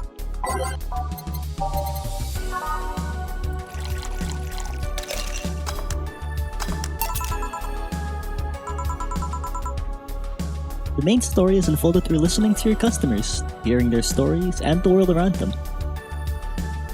One of them even mentions one of their own songs that you could find in the jukebox. Almost all the music you hear plays diegetically through it.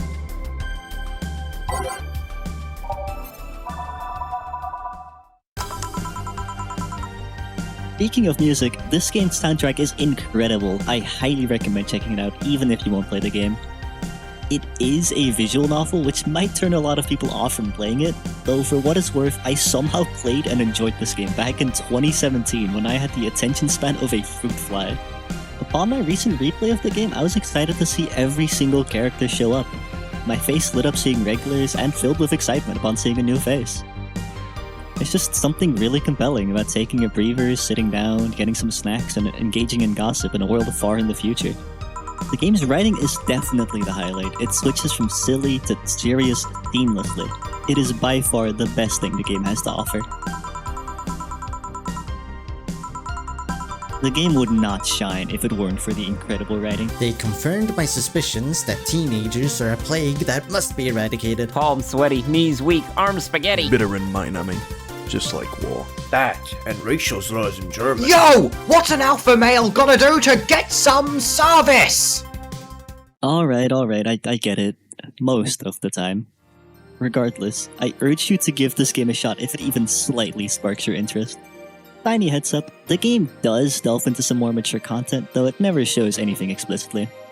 There is a sequel announced, though, it'll be a while. They're planning on releasing their next game before giving a more concrete update on the state of Nirvana. Man, Valhalla, what a game. I wish alcohol was real.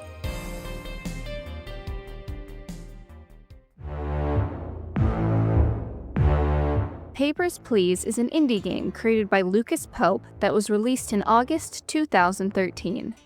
It takes place in 1982 in the fictional country of Arstotzka. You play as an immigration inspector, whose job is to look over the documentation of anyone attempting to enter the country, and grant or deny them entry based on an ever-changing list of rules. The gameplay loop is simple in concept, but rich when experienced. As Arstotzka introduces new border policies, the amount of details you have to check increases. However, your salary at the end of each day is dependent on how many people you check, so you're incentivized to not take too long on each person. It's this fine line that you learn to walk, what is worth double checking, and what you have to try and just remember. For me, it was always those darn issuing cities, because of course Vidor is in Kolechia, not Obristan. The presentation is also wonderfully drab. The colors are muted, and there's only 3 songs in the game's soundtrack, all of which are fantastic, by the way. But the lack of music during the in-game days accentuates the realism of playing as this inspector, which really hammers home just how bleak both this job and the border can be. While the gameplay and presentation are incredibly engaging, another aspect of Papers, Please that truly solidified it as one of my favorite indie games of all time was what lies within the cracks of that daily routine. While you are given penalties for allowing someone with insufficient paperwork inside, or vice versa, the game still gives you the option to do so. This allows it to present you with moral dilemmas, like asking if you're willing to split up a couple if one of them doesn't have the proper documents. The game asks you to make several choices like this over the 31-day work period, and between recurring characters, tension with neighboring countries, and a political revolution, it weaves a shockingly engaging narrative that had me deeply invested the entire time. I cannot recommend Papers, Please enough. Seriously check it out if you enjoy a good mental challenge with a gripping story. And remember, glory to Arstotzka.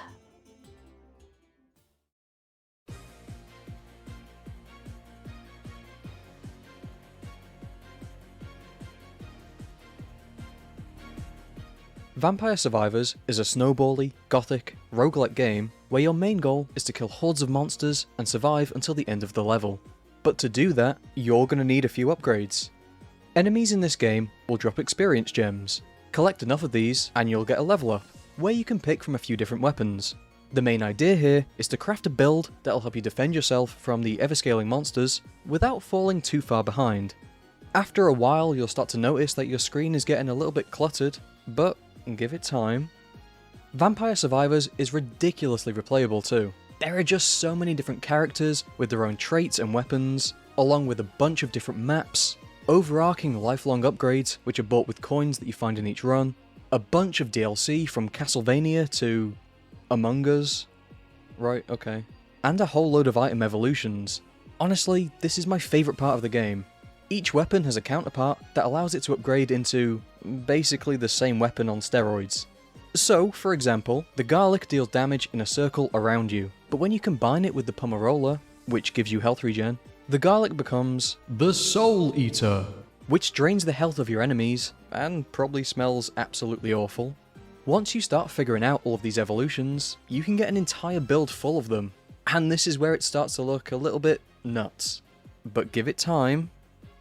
Now, when you're first starting the game, your goal might be to just get through the first 15 minutes, because that's where you died last time.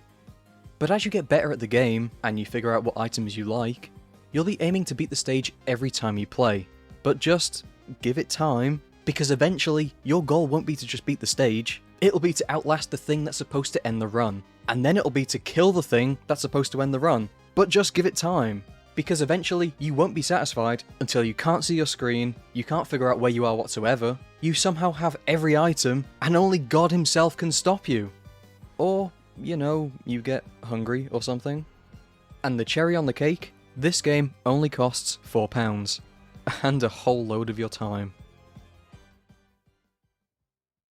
Needy streamer overload is what happens when you mix a dating sim and a YouTube sim. Our lovely protagonist is Ame-chan, a wannabe internet idol with the dreams of reaching 1 million followers as the internet's very own angel, K-Angel. You play her manager and loving partner, who can only respond with Minecraft story mode dialogue options, or cat emojis. Our goal is to help her reach that milestone. This isn't easy when you need to balance Ame's stress, mental darkness, and even her affection towards us, all while choosing what she streams, deleting mean comments, and finding new topics to stream. Streaming specific topics repeatedly lets you get more followers as you dive into that specific niche. Streaming for days on end also gives you bonus followers, at the expense of stressing out Ame, leaving you to juggle all of her stats while trying to maintain a steady growth rate towards that 1 million. Ame pushes forward in this goal, her success as K-Angel being more important above anything else to her. And that's a dangerous thing, with stream schedules, creepy fans, appealing to certain audiences, and wanting to quit. Her struggles are a very real one that many people face. She finds her escape online, wanting to succeed through K-Angel, be a different version of herself where she can let go of all of the troubles of her real life. And as you play, you learn more about her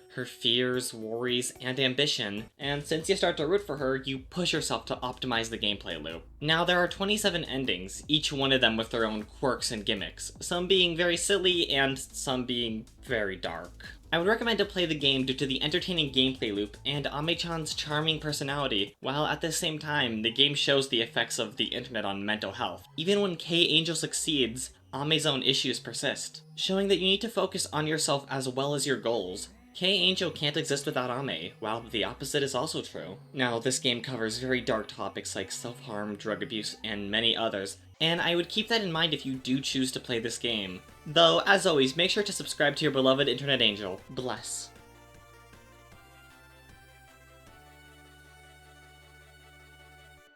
Hi everybody, I'm here at an anthill. Did you know that bugs are real? I'm trying to spot one, thought they just came from this baby game for babies. You may be wondering how I got this game for the collab. Good question though. I don't know. I tried to get Wordle, I ended up with this. Yeah, you fellas already know what Hollow Knight is. Explore Hollowness, grab little trinkets on your quest, stop an infection, you get the picture. It is a somber, intense, and artistic adventure that's grown to a personal favorite of little old me. Each respective area, hell, a lot of the rooms feel extensive and immersive. It's incredible that this 2D map has managed to become so real and explorable. Personal favorite areas of mine include the Queen's Garden, that one lake I forgot the name of, White Palace. Most of the DLC is pretty beautiful too. I just like the game, you know, it's just a pretty game. Now story-wise, this is a bit extensive. Hollowness is a fallen kingdom that's far from grace after this thing called the Radiance spread a plague across the land, dooming everyone who touches it. Your little night pal is here to stop that. There's some pretty hefty lore here. If only there was a guy for that. Mossbag. As for gameplay, this is like a combination of a Metroidvania and a Souls-like. You're encouraged to revisit old areas and with new skills attained, but the difficulty and tone match to something closer of the expectations of a Soulsborne. I would argue this is the weakest portion of the game, mostly because you can't fully explore a lot of the areas without certain skills, so once you start replaying it over and over, you kind of come up with an optimal route, and also backtracking on the first run was not my thing, in part because I sit in this odd spot between casual and dedicated players where my memory is a bit fuzzy of the game. It might punish you for that, but that's literally my only complaint. There's not really anything you can say unique about this game. It's been immortalized for its atmosphere, its music, the satisfying gameplay with fun movement, and even the community is pretty dedicated through the sheer amount of mods and challenge runs. It's just a very charming title that deserved its place in the Hall of Fame as much as it's justified there's riots for the sequel. But like overall, I just want a new game. Isn't that right, little miscolored spider on my wrist that looks really scary? Ow! Damn it.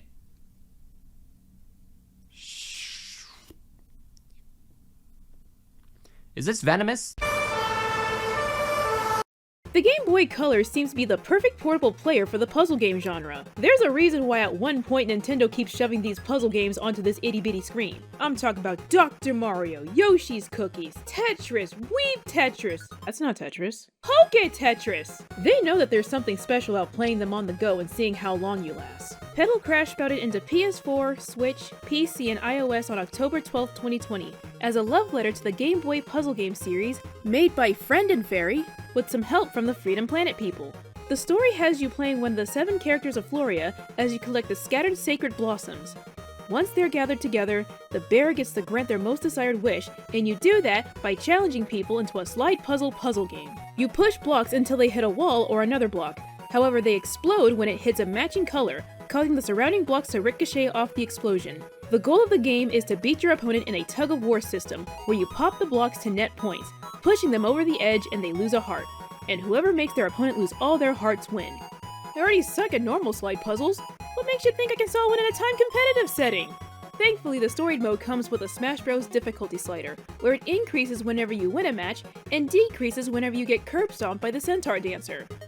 And trust me, you will get curb stomped by the Centaur Dancer. You can play as one of the many characters from the main story, and each character has a special playstyle when you fight the computer. For example, Lily Bree plans her moves, but panics when she gets hit with an attack. The Taylor twins switch between hyperactive and slow and thought out to reflect their personalities. Orchid mines through the fields, Get it? Cause she's a minor? In Days, he has no playstyle. But who cares? I love him. There's also multiple modes to keep you occupied. A time trial mode where you try to crash as many pedals before time runs out, a puzzle museum where you can crash your brain pedals with challenges, online multiplayer, or you can make your own challenge in edit mode. Overall, Pedal Crash is a really good puzzle game that anyone who's been itching for a new puzzle experience should get their hands on. The game is blooming with personality, and with the different modes and online multiplayer, it's a lot to keep you occupied. It's a shame that there's only one entry in the series. Let's fucking go! The Beginner's Guide is a game I come back to once every 5 years, and every time I finish this game, I'm left with a different experience. This game is about a game developer ironically named Coda, the concluding segment of a piece of music, yet we start the game with him and conclude the game without him. Throughout, you see the timeline of Coda's development of games, none of which are even close to being finished, and to be honest, they're hard to even call games, but they're just too fascinating to look away. These games are provided to us through a narrator named Reedon, who became infatuated with the developer. But as the game continues, this obsession with someone else makes it harder and harder to separate who the game is truly about, and if everything Coda did was truly made by him, or if Reedon added his own flourishes. Whether to belong to something greater, or to live vicariously through someone he deemed more interesting. The game is very isolating, the environments are sparse, the gameplay is just a walking simulator, and the narrator seems almost detached from you, as if he's in his own head throughout. The game gives virtually no answers, yet the more I look at other artists, the more I come back to this game looking for answers. Sometimes it's warning me about attaching myself to someone who doesn't live my life. Other times I'm inspired by Coda and the risks he took to make things. With the ultimate risk being the fact that he makes art for himself, that he never wanted this to be seen. Coda never made art for Reedon, and he didn't make art for me, but Reedon never made anything for himself. At least not in the way Coda did. You're not quite sure why, but you've been imprisoned. Placed on a transport ship, you were to be brought across the ocean. It crashes. You've all ended up shipwrecked on an island, so it's time to escape. That's what the game Isle is all about. It's deceptively simple, with your sole goal being to escape this small island. An isle, you might even say. But it's got layers, and it's one of the most unique games I've ever played, despite the not so flattering platform this game is on. The name of the game is Exploration. This island holds much more secrets than you can imagine, and it's up to you to uncover them all.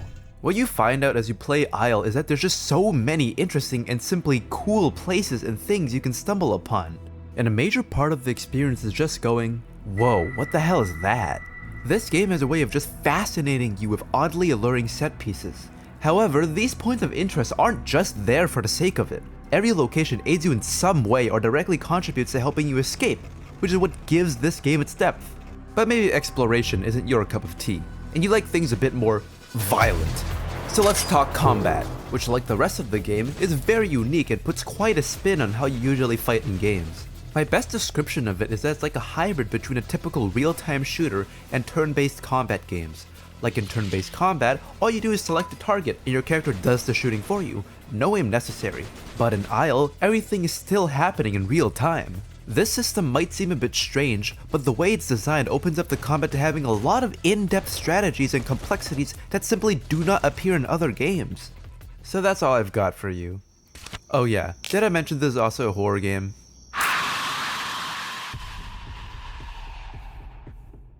Dogdonia was released in 2023, but it feels absolutely timeless. The art captivated me. The watercolor, vibrant but simultaneously as faded as Mimi's memories are. We play as Mimi, who defies her father and explores her deceased grandma's old house in the titular setting, Dogdonia. Mimi is desperately trying to piece together her own memories she had with her grandma one summer in the 80s. As she finds something that brings her back, we jump backwards in time and play as Mini Mimi. We choose how she interacts with her grandmother through various words that appear on screen. Sad, bitter, alone, kids angsty. She had no idea how much the summer would mean to her. Throughout all this, through letters, keys, postcards, pictures, and stickers, we also unravel an old family drama that led to Mimi's dad cutting off his own mother. The art, as I mentioned, is breathtaking. You feel nostalgic for her as you perform mundane tasks tasks like opening the blinds and seeing color pour into the old house, playing tapes her grandfather recorded, feeding her grandmother's old cat treats, and of course, crying over spilt cereal and missing home. Whether the memory is happy or sad, you reach for it and you hold on to it as long as you can. As you were living it, you couldn't wait for it to be over, but now you wish you could do it all over again. Rock, Paper, Shotgun described Dogdonia as a very sweet and tender coming-of-age tale, and while that is a great way to describe it, the execution and, dare I say once more, the art really takes it to the next level. It's heartwarming with a side of melancholy. A true mental health journey. I really think you should check it out. So the biggest reason why I'm reviewing Elliot Quest today is because it is the indie game that I have personally discovered that no one was talking about, and then I walked away realizing this game is incredibly good, but no one's talking about it. So this is my opportunity to finally tell you guys about an indie game that I just happened to stumble upon that was really fantastic. Now, with Elliot Quest, I originally found it on the Wii U. So during a dry spell moment, I saw it on the shop and I thought that it looked okay. And so I just gave it a chance. And I realized that Elliot Quest is something where you have the elements of Mega Man, the elements of Metroid, and the elements of Zelda 2 all wrapped into one. In fact, the Zelda 2 element is worn so much on its sleeve that if you had bought the physical copy limited release, you would see that there was an inverted cover that actually makes it look like a Zelda 2 box art. Now, the only thing that didn't really jive with me was its story. It felt a little convoluted, but it's very unintrusive to the point where you can focus on all the many things that it does right, in my opinion at least, which is the music is incredible, the sound effects are great, and the pacing is right on point. Not only are there items that you collect along the way that help you traverse new environments and take down enemies in certain ways, but there's also a leveling system for those that want to grind it out and make your character stronger and better for future boss battles, to which there are many unique boss battles to this game that all have incredibly well telegraphed moves, and for the most part can all be taken down with pure skill. Now, beyond the story, the only real criticism I had for the game was that I found out that wisdom seemed to be a stat that is almost necessary by the late game. You should probably max that out.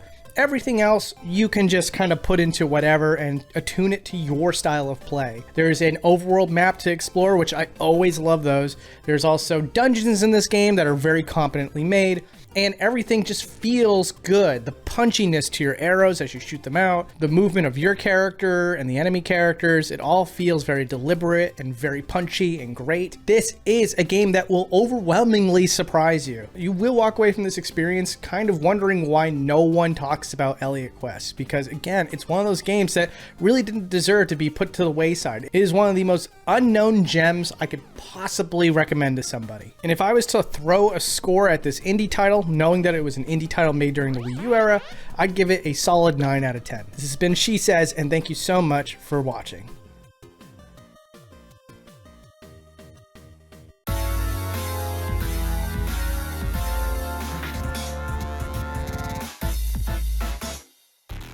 Brutal Orchestra, created by It's the Talia, is a turn-based strategy roguelike game where you play as a funny little yellow skeleton guy that has to fight his way through purgatory and find the person that killed him.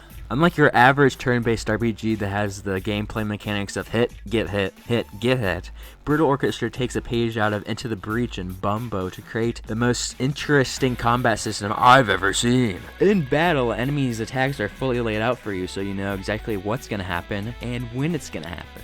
This leads Brutal Orchestra to have a very puzzle-like game feel, where you can leave most battles without getting hit a single time if you're strategic and a little bit lucky. But the main mechanic that brings Brutal Orchestra from a pretty decent romp to a multi-layered excellent experience is the pigment system. Whenever you punch a fish directly in its jaw and it squirts out blood and it cries and it moans and it dies, you'll get 2 pigment based off its self color. Using this fish blood is the main way to perform abilities in Brutal Orchestra, so you're constantly needing to optimize the best route to attack enemies and in which order. But that's not all. If you ever end a turn with more than 10 pigment, which is quite easy, you instantly die. But actually your entire party just takes a little bit of damage instead, but this can add up very fast if you're not paying attention. So on top of understanding your enemy's attacks, positioning your characters during their single movement opportunity, and having to hit enemies before they hit you, you have to also make sure not to overflow in your energy that you use to do your attacks. While it certainly is a lot to take in, it's extremely fun once you get the hang of it and you feel like a mastermind. And how the developer specifically said, end quote, "My game is very cool and you should buy it right now because it's very cool and you can play it and you can play as a little skeleton and you should buy it."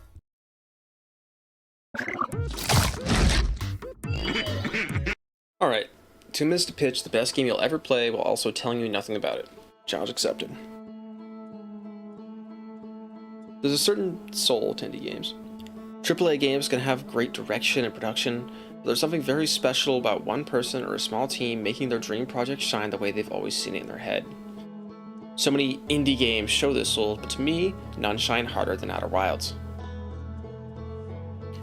Outer Wilds is a space exploration game where the goal is to discover the true mystery of what's happening in your solar system. There's no real direction, no tracked quests, no compass or guiding hand, you simply explore. Wherever you choose to start, you'll uncover some new side of the story. This will lead to one place, which will lead you to a question, then the question will lead you to a new spot and a new question. Before you know it, you're hooked. You just have to know what's happening. Each planet has its own gimmicks and atmosphere, themes, characters, and most importantly, secrets. Unfortunately, we've now reached the trust me bro portion of Outer Wilds. If you don't understand, let me elaborate. Outer Wilds is a game best experienced blind.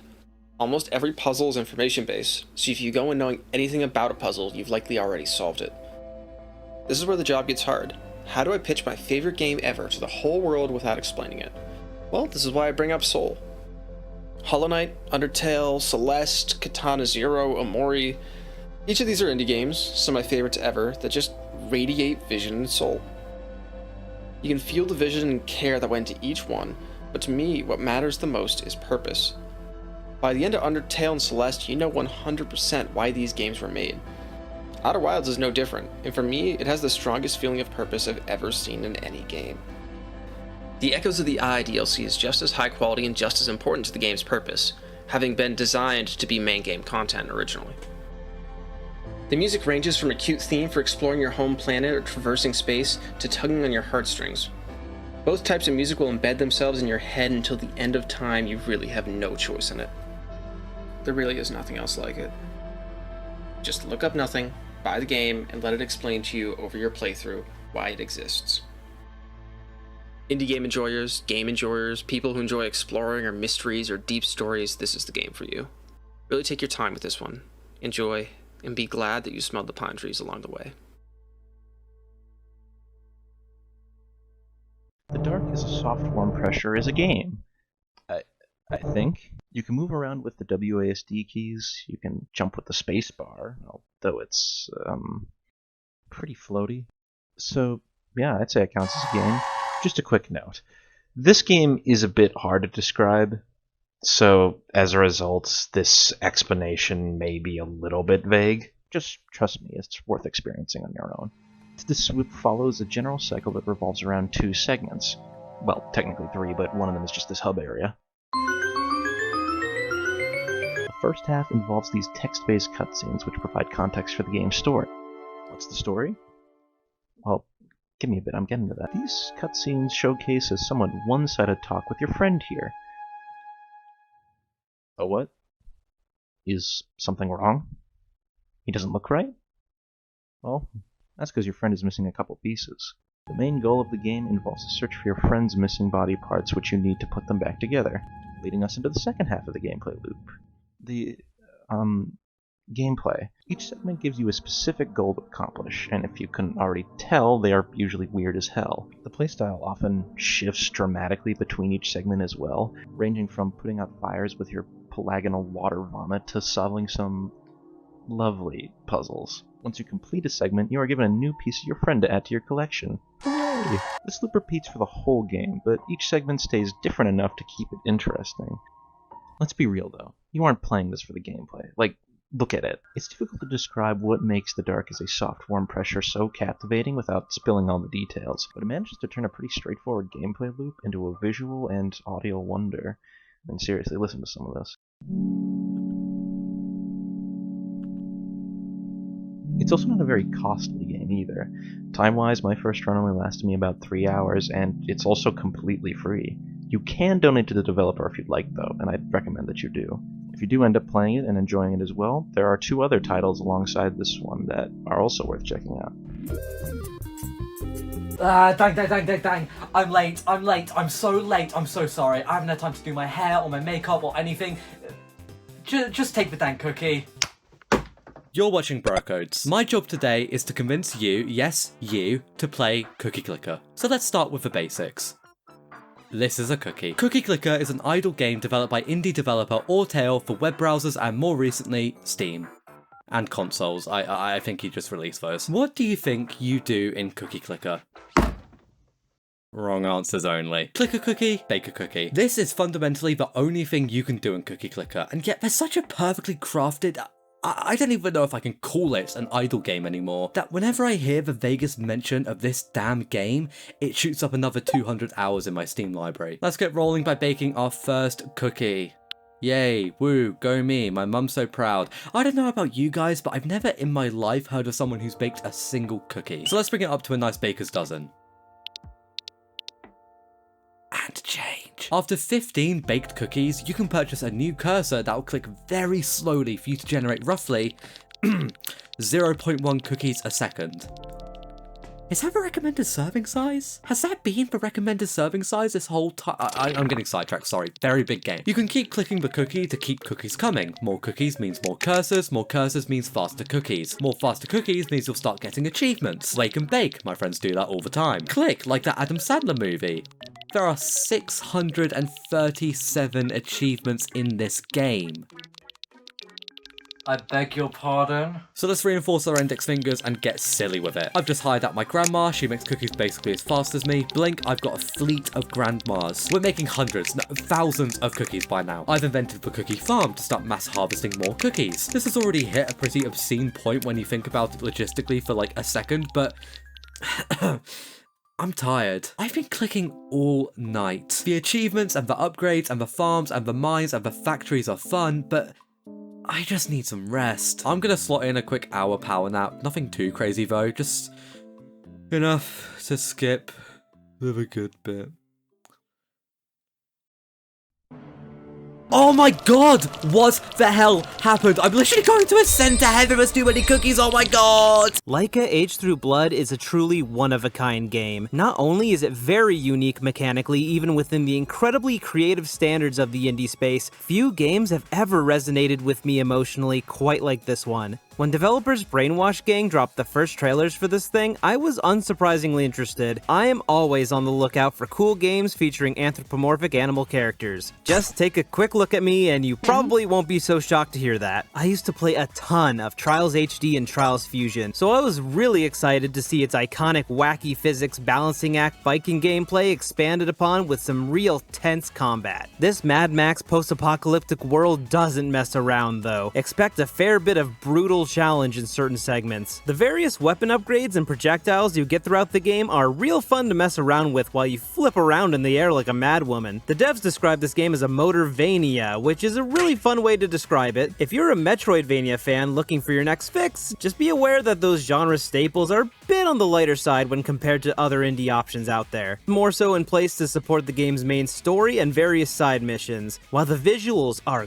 gorgeous, the story and characters are truly something special. All I can say is this game has some truly shocking moments that hit me in the gut like a bullet train at max velocity. Some stuff I genuinely never expected to even see in a video game. Some dark, some truly beautiful things. Some a mix of both. After playing Laika, I remember working my miserable retail stocking job just listening to its gorgeous ethereal vocal soundtrack on loop over and over again. What I love so much about this game is that it really doesn't shy away from how scary, dark, and unfair life can be, especially for women, minorities, the poor, the neurodivergent. But no matter how bleak things can get, there's always hope to grasp to. At the time of playing this, I was stuck with an abusive roommate and grappling with my long repressed gender identity more than ever. I felt trapped in so many ways, but this game was here to remind me that holding on to hope for yourself and the people you love is way more powerful than even the most evil forces in this world. While those themes are pretty common in media, there's something really special about how Laika portrays these things. Something something truly visceral that sets it apart. But if that's not enough to convince you, a cool coyote lady with big ass revolver and epic motorcycle, play game please. Horror games are such an expansive genre, especially within the indie game scene. Evil Chuck E. Cheese robots, Where's Waldo but Waldo was a murderer, more evil Chuck E. Cheese robots. But what if you wanted to play a scary game where you talk to high school girls? You want to play what? Doki Doki Literature Club is a visual novel created in 2017 by Team Salvado, headed by Dan Salvado. This game has you playing as a high schooler who really just has nothing going on in life. Your childhood friend Sayori forces you to attend the school's literature club, and instead of simply dropping a giant boulder onto her head, you decide to join. This is where you meet the rest of the gang: Natsuki, the pink hothead, Yuri, the quiet purple head, and Monica, the very normal orange head. The visual novel follows you as you get to know these girls, write poems, and even start romances with them. Now off rip, I know what you're thinking. Where are the horror elements? This is just a regular visual novel. And to that I say, you moron, of course it'll be scary. It just takes a few hours. Now this game's been out for almost 8 years at this point, but I'll still try to explain this as spoiler-free as possible. It takes a hard right turn. The ideal way to play this is with a completely blind playthrough, but that's nearly impossible, so maybe just to gaslight yourself until the spooky stuff. There's some heavy topics and disturbing imagery in the game as well, regarding topics like mental health, so while I do recommend you check this game out, be advised. Doki Doki is truly a game that you have to play. It's a horror experience that's not matched by many others, and every moment will leave you on the edge of your seat. Except for the first hour or so of this game, that's horrifying for a whole other reason.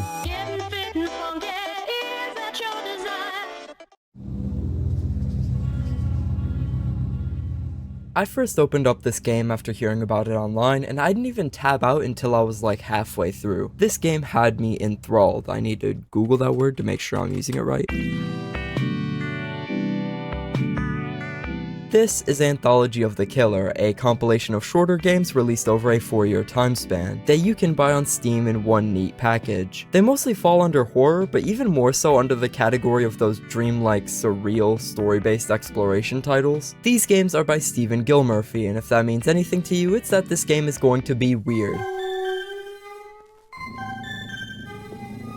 Each installment, titled something with "of the killer" at the end, is similar in nature. The gameplay consists of exploring huge areas and interacting with objects and reading dialogue from the main character that you play as, her name's BB, or the many other characters you'll come across. Constantly, we are hearing BB's inner monologue, a stream of consciousness, often with satirical or introspective commentary about capitalism, that's a huge theme throughout the game, constantly clashing with the goofiest shit you could think of correlating to whatever situation you've gotten yourself into. There's a lot of environmental storytelling to be found in these disorienting, eerie, crime-filled dream worlds. There's so much charm in all of it, from the crude MS Paint-esque visual style to the wide variety of personalities you'll run into. Accompanied with the often chaotic level design is a dizzying whirlwind of layered stock sound effects.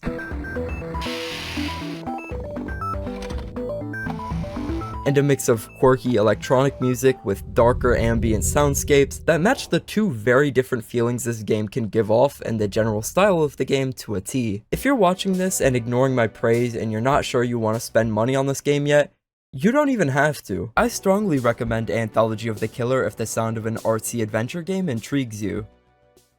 We love Shovel Knight, don't we, guys? And yes, I mean, you're literally the only everyone here agrees. It's just you. It's just you we have left to convince. One of the Kickstarter success stories of the mid-2010s, released all the way back in 2014, in an era where it seemed like both on the AAA and indie space, 2D platformers were having a bit of a resurgence. Shovel Knight came and cemented its legacy. It makes no qualms about wearing its inspirations on its sleeve. The magic meter straight from Zelda 2, the shovel drop that looks eerily similar to Scrooge McDuck's pogo jump, and being able to roughly choose your own order, a la Mega Man. It definitely filled me, a 2D platformer kind of guy, with a whole load of I know what that is! And while there's overt references to the Nintendo games of old, it might go over gamers' head these days. I don't necessarily blame them neither. NES nostalgia is hardly the new hotness. Everyone's just playing Fortnite now, I guess. It's still got plenty of game design chops for you to sink your teeth into. With every level having its own unique set of enemies, plenty of secrets to find, and unique game design challenges with each one, not to mention a water level that doesn't suck. It's consistent right down to the very end. Not only is Shovel Knight already got an unconventional weapon, but there's so many other fun weapons you can find in this game that it makes for a very unique playthrough regardless of how you decide to play. Another thing I absolutely adore is the checkpoint system. Pausing by one of these bad boys lights them up, giving you a brief respite knowing this is where you end up if you end up perishing. But usually by some sort of accident, you'll find out something intriguing about it. Oh no. Oh, checkpoint. Having the decision to destroy a checkpoint not only gives you a bit of risk-reward sort of thing, but also gives you an alternate way to play the entire game. Well, I mean, Shovel Knight is a pretty solid platformer, but it's hardly anything worth raving about in the modern day, is what you would say if you were an absolute dingus. Because Shovel Knight is a treasure, and it is a trove of content right within your grasp. There's also the Plague of Shadows, where you get to play as Plague Knight, crafting all sorts of explosives to burst onto the scene. How about Spectre of Torment? A rather melancholic prequel to the events of Shovel of Hope. And of course, the decadent dandy himself in the King of Cards. I'm a simple man, gamers. I see a card game side mode along with a fun platformer. You can take my money. It's less so that Shovel Knight is even worth playing in the modern day, but more so Shovel Knight serves a good base for you to enjoy the absolute litany and the amazing different gameplay drops on feature with the other 3 campaigns. It's more than enough to chew on for players of all skills and sensibilities. And hey, you can always just buy one campaign and see if you want to buy the rest later. And after you're done playing all the campaigns, we can have a lovely chat about how King Knight is the best campaign. Spectre Knight bros, you better lay off me. Lay off me. We'll meet outside at the end of this video, okay? We're not going to talk about this now.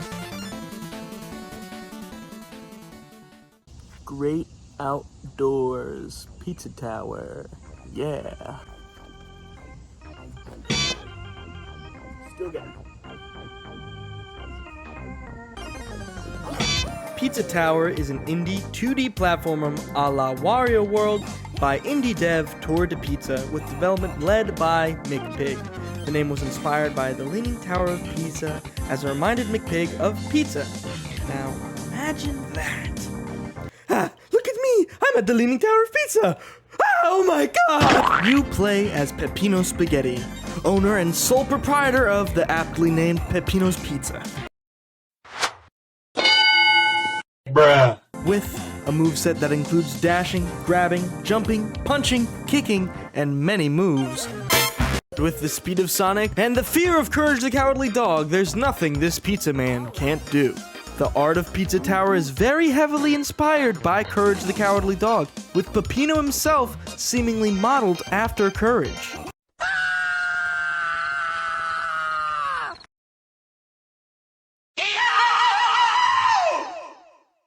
The story is about how Pizza Face warns that if Peppino didn't scale the Pizza Tower, he would explode his precious Peppino Pizza. I can't talk about this game without talking about the music, composed by Mr. Sauceman and Classy Gito. The music here works so well with all the enemies and stages, especially the escape theme, It's Pizza Time. A perfect example of Mr. Sauceman's music and writing chops. Where do I go? This way. Down. Down. Pizza Tower is a fantastic game for those needing a good 2D platformer with great soundtrack and great levels. Now I gotta go. Can't let Pizza Face get me.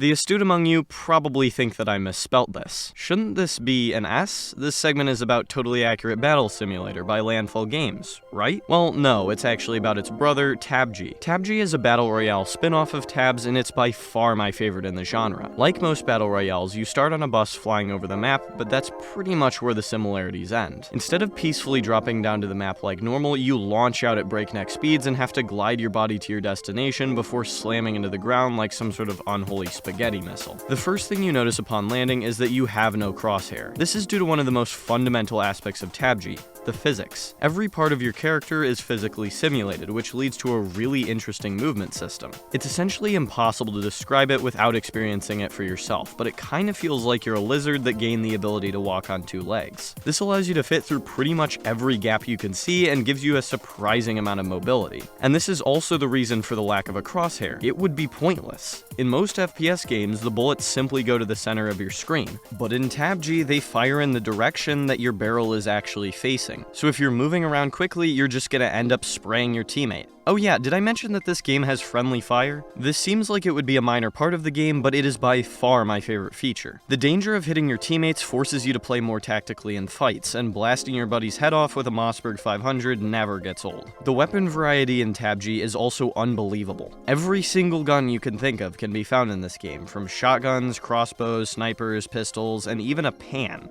And for each of these weapons, you can add a scope, attachment, and barrel. And I'm not talking about boring regular attachments like red dots or 2x scopes. You still have those, but you also get barrels that make your gun shoot faster, a 4-meter long barrel that doubles your damage, a periscope scope, a periscope barrel, and much more. But guns aren't the only way to damage your enemies. You also get grenades, like a lot of grenades. You have grenades that bounce, grenades that summon arrows, grenades that summon cages, nuclear bombs, taser nuclear bombs, ice grenades, fire grenades, and even more. There are so many incredible aspects of this game that it's literally impossible to fit it into the time allotted to me. I never even mentioned spellbooks, vehicles, blessings, gulag, curses, launchpads, special game modes, cosmetics, the 5 to 6 business days, or Hubert. And it's also completely free, so in order to experience the endless creativity and humor of the Landfall devs for yourself, download Tab G. I promise you won't regret it. Terraria is not Minecraft. What up, YouTube? Today we're going to be talking about Terraria. Had some good old stuff. It's not like this game at all. It had a tutorial world and stuff. How the hell do I describe this in 2 minutes? I got it. Everything wants to kill you. You need to build a house so NPCs will move in. But stuff will try to kill you. You want NPCs so you can buy stuff. How do you get money? Killing people. How do you get into this dank dungeon without being torn to shreds? By killing a floating skeleton head. Getting stronger is the name of the game. Climbing up that food chain is one of the most rewarding feelings ever, and old-fashioned mining is always an option. You can find chests and ores galore, but it isn't that simple, because mines can do this, even this! There is loot everywhere. So much loot. Not one person uses the same weapon loadout because there are too many to count. Terraria is a wiki-type game. This is what my Chrome screen looks like trying to craft a pair of boots. And there are so many equipable things, and you can combine them to make even stronger equipable things. Everything you can swing, shoot, or wear outside of armor can have a modifier, making it godly or absolute piss. There's actual weapon classes you can commit to as well, with their own armor and equipment and things, and I don't do that shit. There's a whole potion crafting system, but I just fight half these guys without anything, and that changes quickly. New Game Plus is the easiest way to describe what Terraria has baked into its design. Everything starts out one-tapping you, but as you kill shit and mine shit, you get stronger. Then you get to a point where you one-tap everything and kill bosses like it's nothing,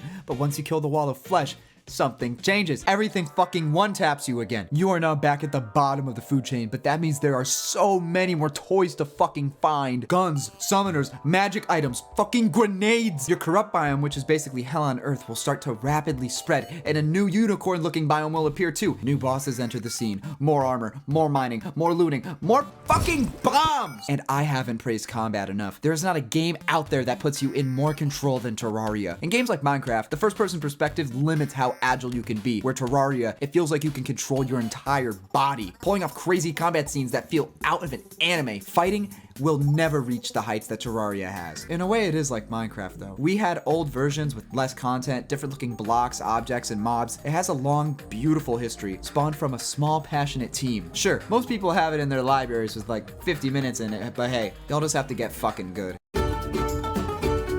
Yooka-Laylee and the Impossible Lair is a tubular game for gnarly radicals. You weren't around in the 90s.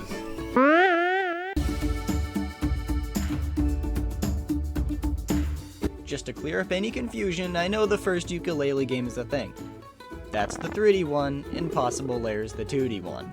Yooka-Laylee and the Impossible Lair might not look all that revolutionary in the beautiful cornfield realm of 2D platformers, some of which might be in this very video, but that is no such grounds to write it off.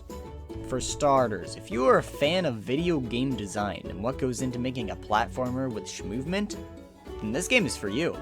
There are these ghost quills that encourage you to go fast and essentially just show you how to speedrun the game. It's brilliant. As an aside, all of the environments are contextually believable, which will always get appreciation from me.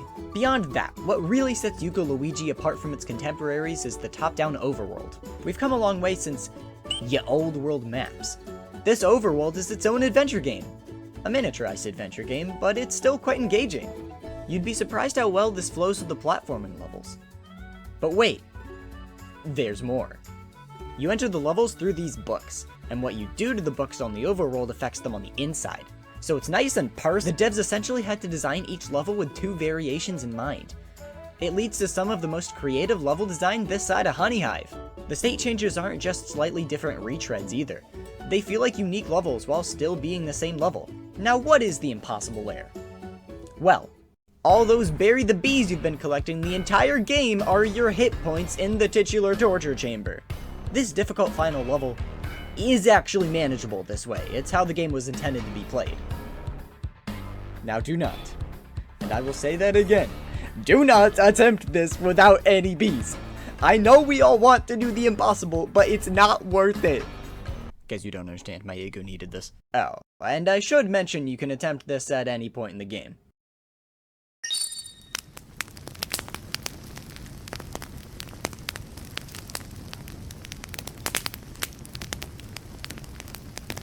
A few hours later, take out or get out for dinner? Sure. Wait, where'd that book that you wrote end up?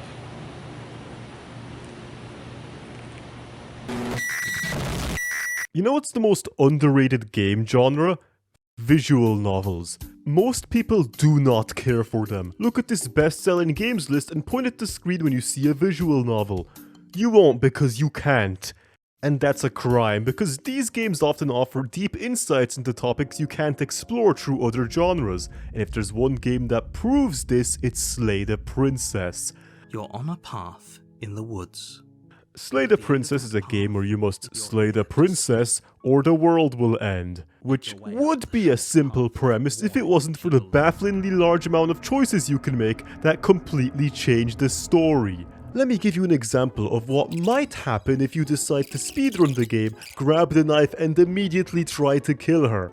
Who's there? Don't even talk to her, just steal your nerves forward and do as you're told. Oh. But I have to wonder. Do you actually believe this was enough to kill me? But it's over, isn't it? She stopped breathing moments ago. But is it over? Really over? Yeah, no, that was too easy. There's definitely something more. It's over. Don't get all worked up. We should make sure. What's the harm in checking for a pulse? I really don't think you should do that. Wait, what was that? I guess I won't be dying alone after all. Something sharp digs into your side, the shock of it sending your nerves into a blade of her own deeper between your ribs. Everything goes dark, and you die. From there, everything gets reset, but something is very clearly different. The music is slowed, the cabin has changed, and the princess... Her grating voice carries up the stairs. I hope you've come to rescue me. I've been stuck down here forever. Not only does the game continue for much longer on this path, but every choice you could have made up to this point leads to a unique world-changing outcome just like this one. Each one forming one of the most philosophically profound love stories when connected. I would explain how, but I'm running out of time, so if you're interested, you should play it for yourself. You should also play Jutaro. Among all the weird indie games on this list with deliberately ugly aesthetics and aggressively cryptic poetic writing, Jutaro is one of the easiest to recommend to general audiences who aren't used to that stuff. So long as you've played a Zelda, you'll probably really enjoy Jutaro. It's a casual, relaxing, easy Zelda-like adventure with an open-ended story that's kinda like about the player themselves coming to better understand why they enjoy Zelda games within the greater context of mythical, heroic, epic storytelling traditions that Zelda has always been so deeply inspired by. The gameplay's basic and easy, but that really just helps your mind focus on interpreting some of the just incredibly beautiful little poems that these hundreds of unique NPCs will be leaving you pondering over, while you're solving basic puzzles and mashing the attack button. If your favorite part of Zelda is finding weird little guys in caves whose little stories you can't stop thinking about an hour later, then you should know that Jutaro is a game all about those weird little Zelda guys in caves. Also, those deliberately ugly aesthetics aren't really ugly. When it's blown up across your whole screen, the skillful artistry and fancy post-processing technology add up to make a genuinely impressive image. With bumped mapped shadows casting across billboarded sprites of old toys in a way that triggers powerful nostalgic childhood memories of childhood playtime that wasn't necessarily related to video games. Memories of scribbling and doodling cardboard cutouts, or of melting action figures and mutilating Play-Doh people, are the kinds of memories not usually associated with the 8-bit pixel art indie aesthetic stuff. Jutaro is a game about reflecting on your own most playful childhood memories in context of your greater culture history, and that's what makes all its weirdo qualities work. It's a game very openly asking you to open yourself up to interpret something that's never going to make coherent sense because it's designed to give every individual player their own satisfying interpretation, with easy, accessible gameplay that's totally compatible with a much, much bigger audience than what the game ended up getting. And so, all of that is why you should also play Jutaro. Imagine this. You're coming of age and you think it's time to move away from your hometown, like all those pop-punk bands told you. But your dork-ass father has different plans. He says, "No, you're staying at home with me and your mother." Except home is the underworld mines, and your mom ain't your mom, and you're Zagreus, son of Hades. Welcome to, Hades, a roguelike where you have to escape hell to find real ma in the overworld. I'm not really huge on Greek mythology, and I've never played a roguelike before, but Hades is threatening to shake my reality. With the charming depictions of your cousins, the Greek pantheon, helping you along the way with upgrades to your powers, appropriately called blessings, I may soon have to take a page out of Zag's book and put an Aphrodite poster on my bedroom wall. The combat in Hades is slick and satisfying. You get to choose from a number of different weapons. Arrows, spheres, a goddamn gun, all of which can get temporary blessing upgrades or eventually permanent buffs. You can also get permanent upgrades through your adoptive mother, Nyx. These really change the game and make every run fresh, making it easy to justify squeezing an hour of Hades into every day of my week. I also find myself quite enjoying the witty dialogue, particularly from our main lad Zagreus, the shy housekeeping Gorgon Dusa, and the shopkeeper Karen.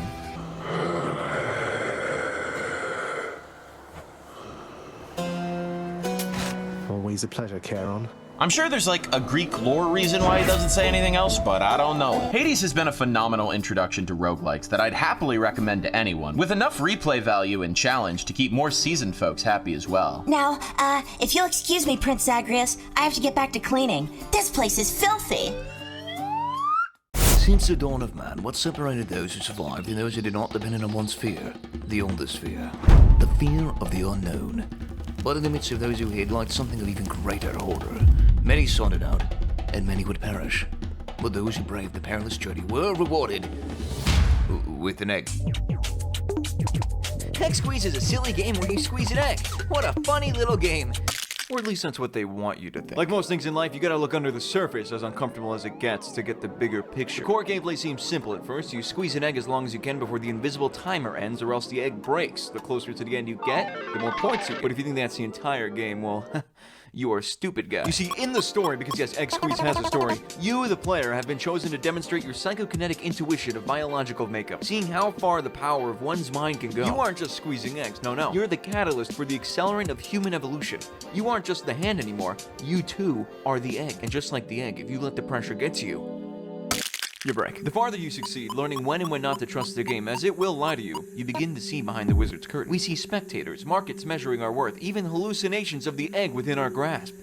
And the egg is also an asshole. Egg Squeeze is a modern-day retelling of Homer's great epic, The Odyssey. We, like the cursed king, face temptation along our journey home. We can stop at any time, and our destination be it far from promised, but we soldier on, as that is what we are, who we know ourselves to be. Only those who squeeze the longest, risking it all for but a second more, will discover the truth. Who are these shadowy figures running these tests? What purpose do we serve in their grand schemes? How do they have all these eggs? What do these numbers mean? Just how many people have died to reach this point? How do they have this many fucking eggs? Also, the soundtrack kicks ass. This game is a mental maze where every right direction is the wrong direction. The game just lies to you. It's going to obscure everything from whether there's lore in the game, what the lore means, how to play the game. But if there's a part of you like there was a part of me that tells you that you want to find out the truth, that you need to know the answers, then it's time to conquer the fear of the unknown. It's time for you to leave your comfort zone, pull up a chair, reach out for the truth. Squeeze. Fuck!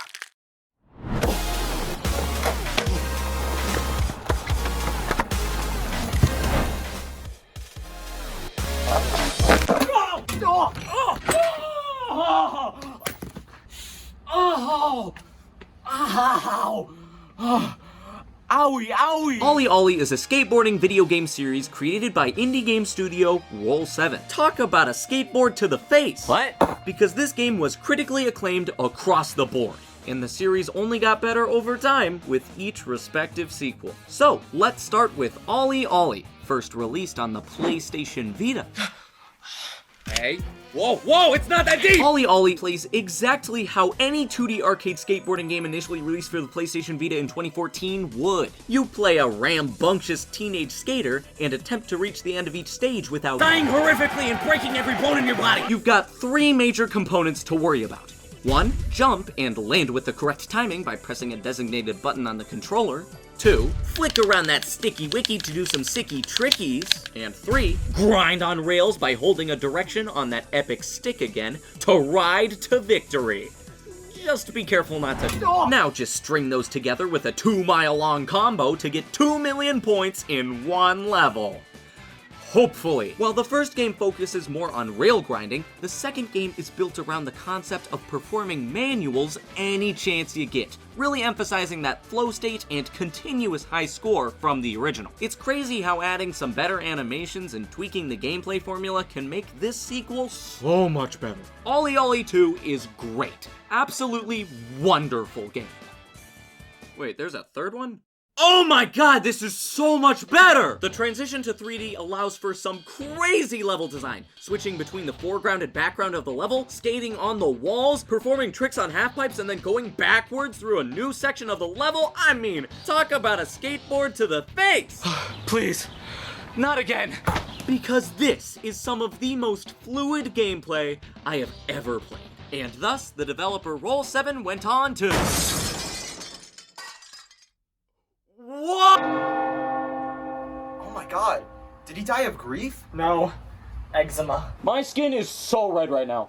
When we say a game breaks all the rules, it's usually hyperbole. Games that break all the rules really only break maybe 1 or 2 rules. A good game wouldn't actually break every established norm in gameplay, story, presentation, and control, because those norms exist for a reason. Breaking every one of them would result in an ugly, obtuse, borderline hostile mess, and nobody wants that, right? Well, let's talk about Cruelty Squad, an obtuse, ugly, janky, very openly hostile mess that breaks every rule, and is absolutely brilliant. In Cruelty Squad, you are a member of the Cruelty Squad, a task force whose goals, motivations, loyalties, and reason for existing are all incredibly unclear, but paradoxically, it's made up of the nicest and most normal people you will encounter in the game. Like many things in Cruelty Squad, nobody is sure whether this is a piece of absurdist satire, or is simply the natural result of designing the video game equivalent of a decongestant binge. You take orders from this guy. He mostly asks you to kill people. The reasons for why are similarly unclear, or sometimes explicitly and pointlessly sadistic. They usually involve doing things like shooting people, crawling through vents, platforming, shooting people, stealth, swimming in raw sewage, shooting people, gambling your life savings, shooting, harvesting human organs, earning a fortune selling human organs, losing a fortune on the stock market, becoming ungovernable, shooting, swinging through the air using your intestines as a rope, fishing, driving a car that is a biohazard, and of course, dying repeatedly, severing your divine light, and becoming a flesh automaton animated by neurotransmitters.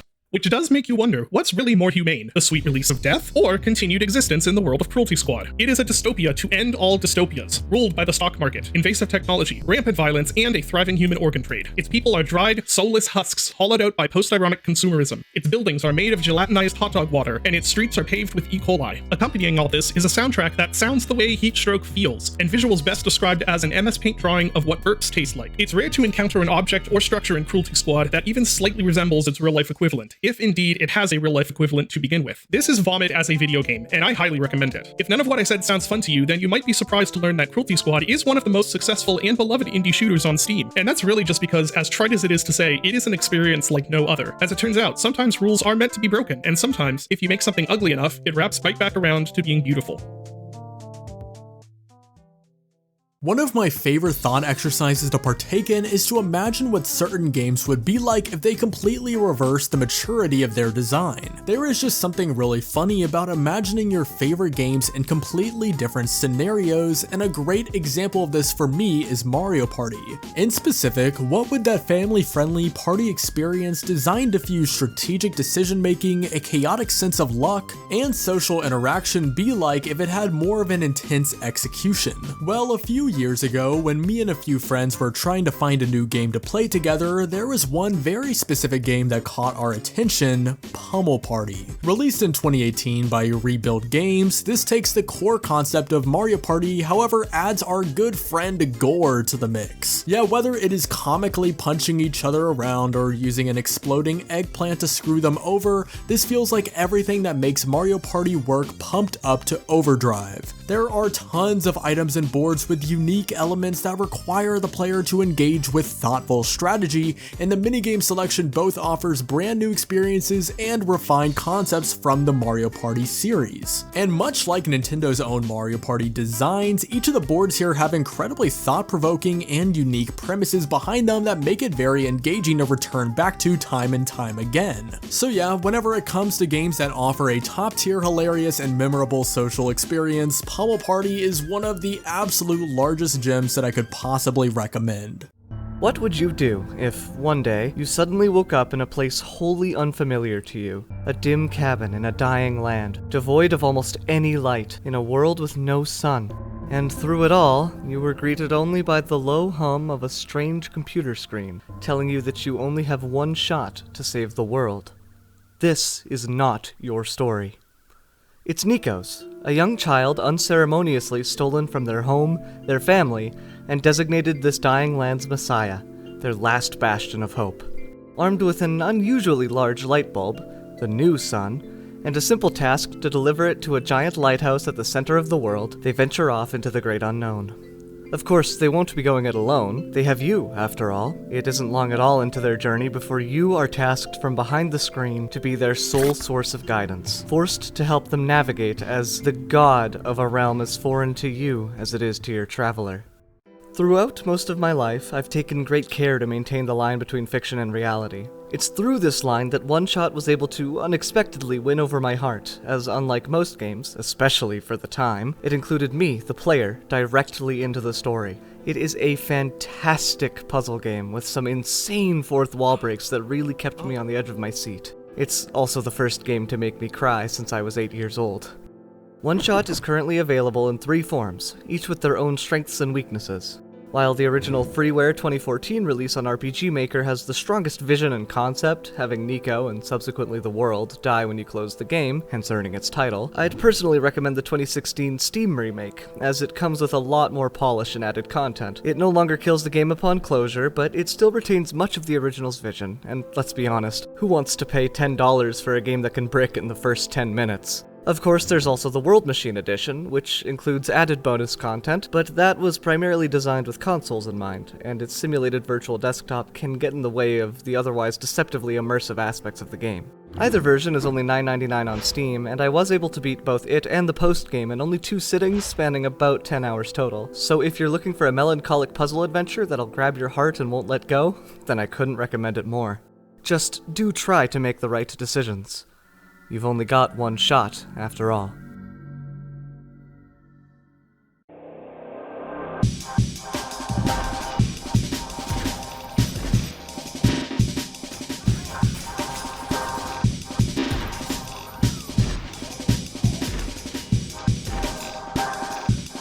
Have a craving for some high-octane action? Ever wanted to feel like a hero from one of those movies where the protagonist takes on 50 other dudes and still comes out on top? Look no further than Severed Steel, and you'll get exactly that, and more. You play as one-armed badass Steel as she escapes captivity while getting revenge on every single person who wronged her. And that's just the window dressing. The meat of the game is non-stop firefights where you shoot, flip, and dive your way through hordes of men who all want you dead. Each run is not exactly the same, and you can approach a level in so many different ways. Disarm foes to take their gun while you're low on ammo. Flip upside down and shoot your way through dudes. Punctuate your stunts with slow-mo and sweep an entire room in one go. There's so many options going through my head at once. There's even voxel-based destruction tech so you can blast your way through walls and open up even more avenues of choice. Speaking of choice, there's a myriad of tweaks and accessibility features to help ease your way into the fast and frenetic pace of the game. Want the game to slow down every time you do a stunt? There's an option for that. Automatically kick enemies that get too close to you? Yep, that's there too. There's a daily challenge that selects a random map that you have to get a high score on with modifiers. This mode even adds style rankings a la Devil May Cry, which encourage you to vary up your gameplay and chain kills as fast as possible. All of this on top of a rogue steal mode, with random levels and mutators, some of which even open up entirely new playstyles. My personal favorite is the one that allows you to refill your ammo by getting a melee kill. Completely changes the way I play. Also, Big Head mode. Who doesn't love Big Head mode? These guys, because it makes them easier to explode. Severed Steel is on pretty much every platform. Check it out today.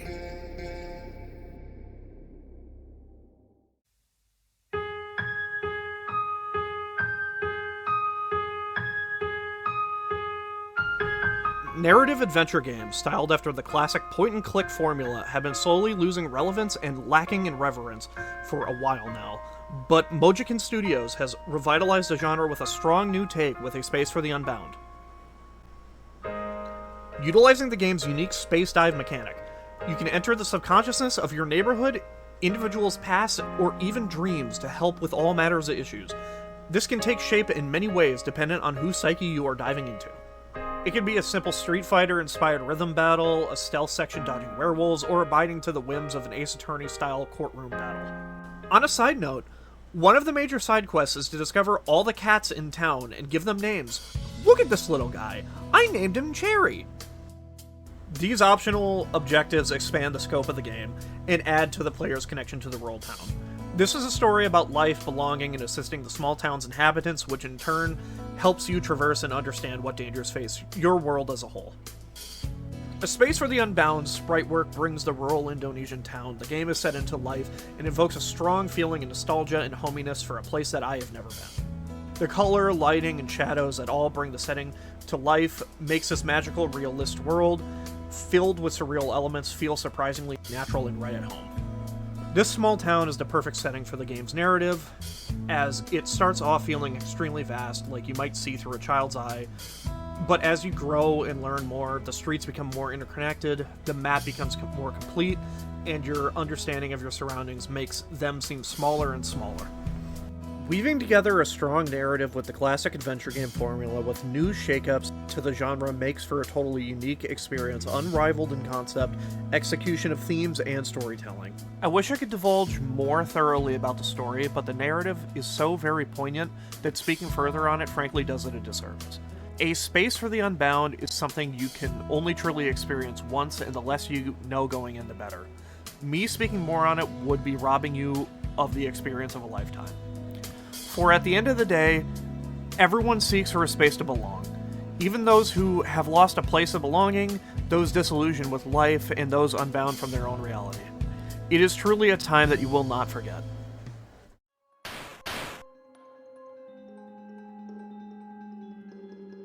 God damn. Garenberg Penitence is a very hard game to sell. If I came up to you and told you that the story-heavy marble game, where you play as a bird that shoots balls, is one of the most impactful experiences I've had playing video games, you'd laugh me off. And understandably so. Your first impression of this game will likely turn you off of playing it, and that sucks, because if you can get past that, and really let yourself engage with the game and its narrative, dear God, is this game moving. In Garenberg Penitence, you play as the penitent, rifle, and presumably bird you see before you, and your objective is straightforward. Marble reach the end, you die. Simple enough, so what's the catch? You can't stop! The bird moves with or without your input. You can only control its speed. This single change is what makes the game go from a stroll to a challenge. You'll quickly develop a sort of order of operations as you plan out all of your moves, and it leads to a flow state as you clear everything that comes your way. The gameplay is surprisingly fun, but I'd be doing this game a disservice if I didn't mention a narrative. The story in Penitence is the reason you play the game. After every level, you're met with this simple framing and rainy ambience that helps you get immersed in this frankly heartbreaking narrative that asks to what extent our actions define us as individuals. If our responsibility is to our country, our lineage, the people around us, or our own self. It's about how you as a person are defined in relation to others, and what that will do to you.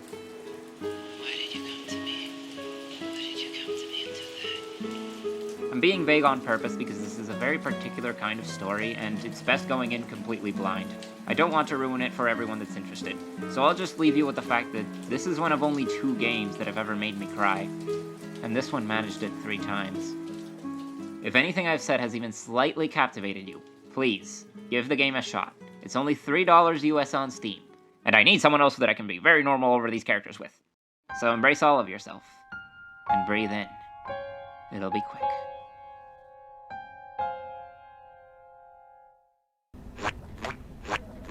Okay, so explain what you're trying to pitch to me. I don't have much time, I gotta go play Hollow Knight. Okay, so basically there's this cat, right? Yeah? And the cat rides a weaponized hoverboard. Okay. And the cat fights zombie unicorns. Okay, yap about this more, I'm interested. Gory Cuddly Carnage is a hard M-rated hack and slash game developed by Angry Demon Studio. The game stars Gory, a prototype synthetic pet who must save the world from mutated toys that are literally just zombie unicorns. In this game, you'll find yourself using a hoverboard to slash, crash, and shoot your way through hordes of enemies. It does the title Gory a lot of justice.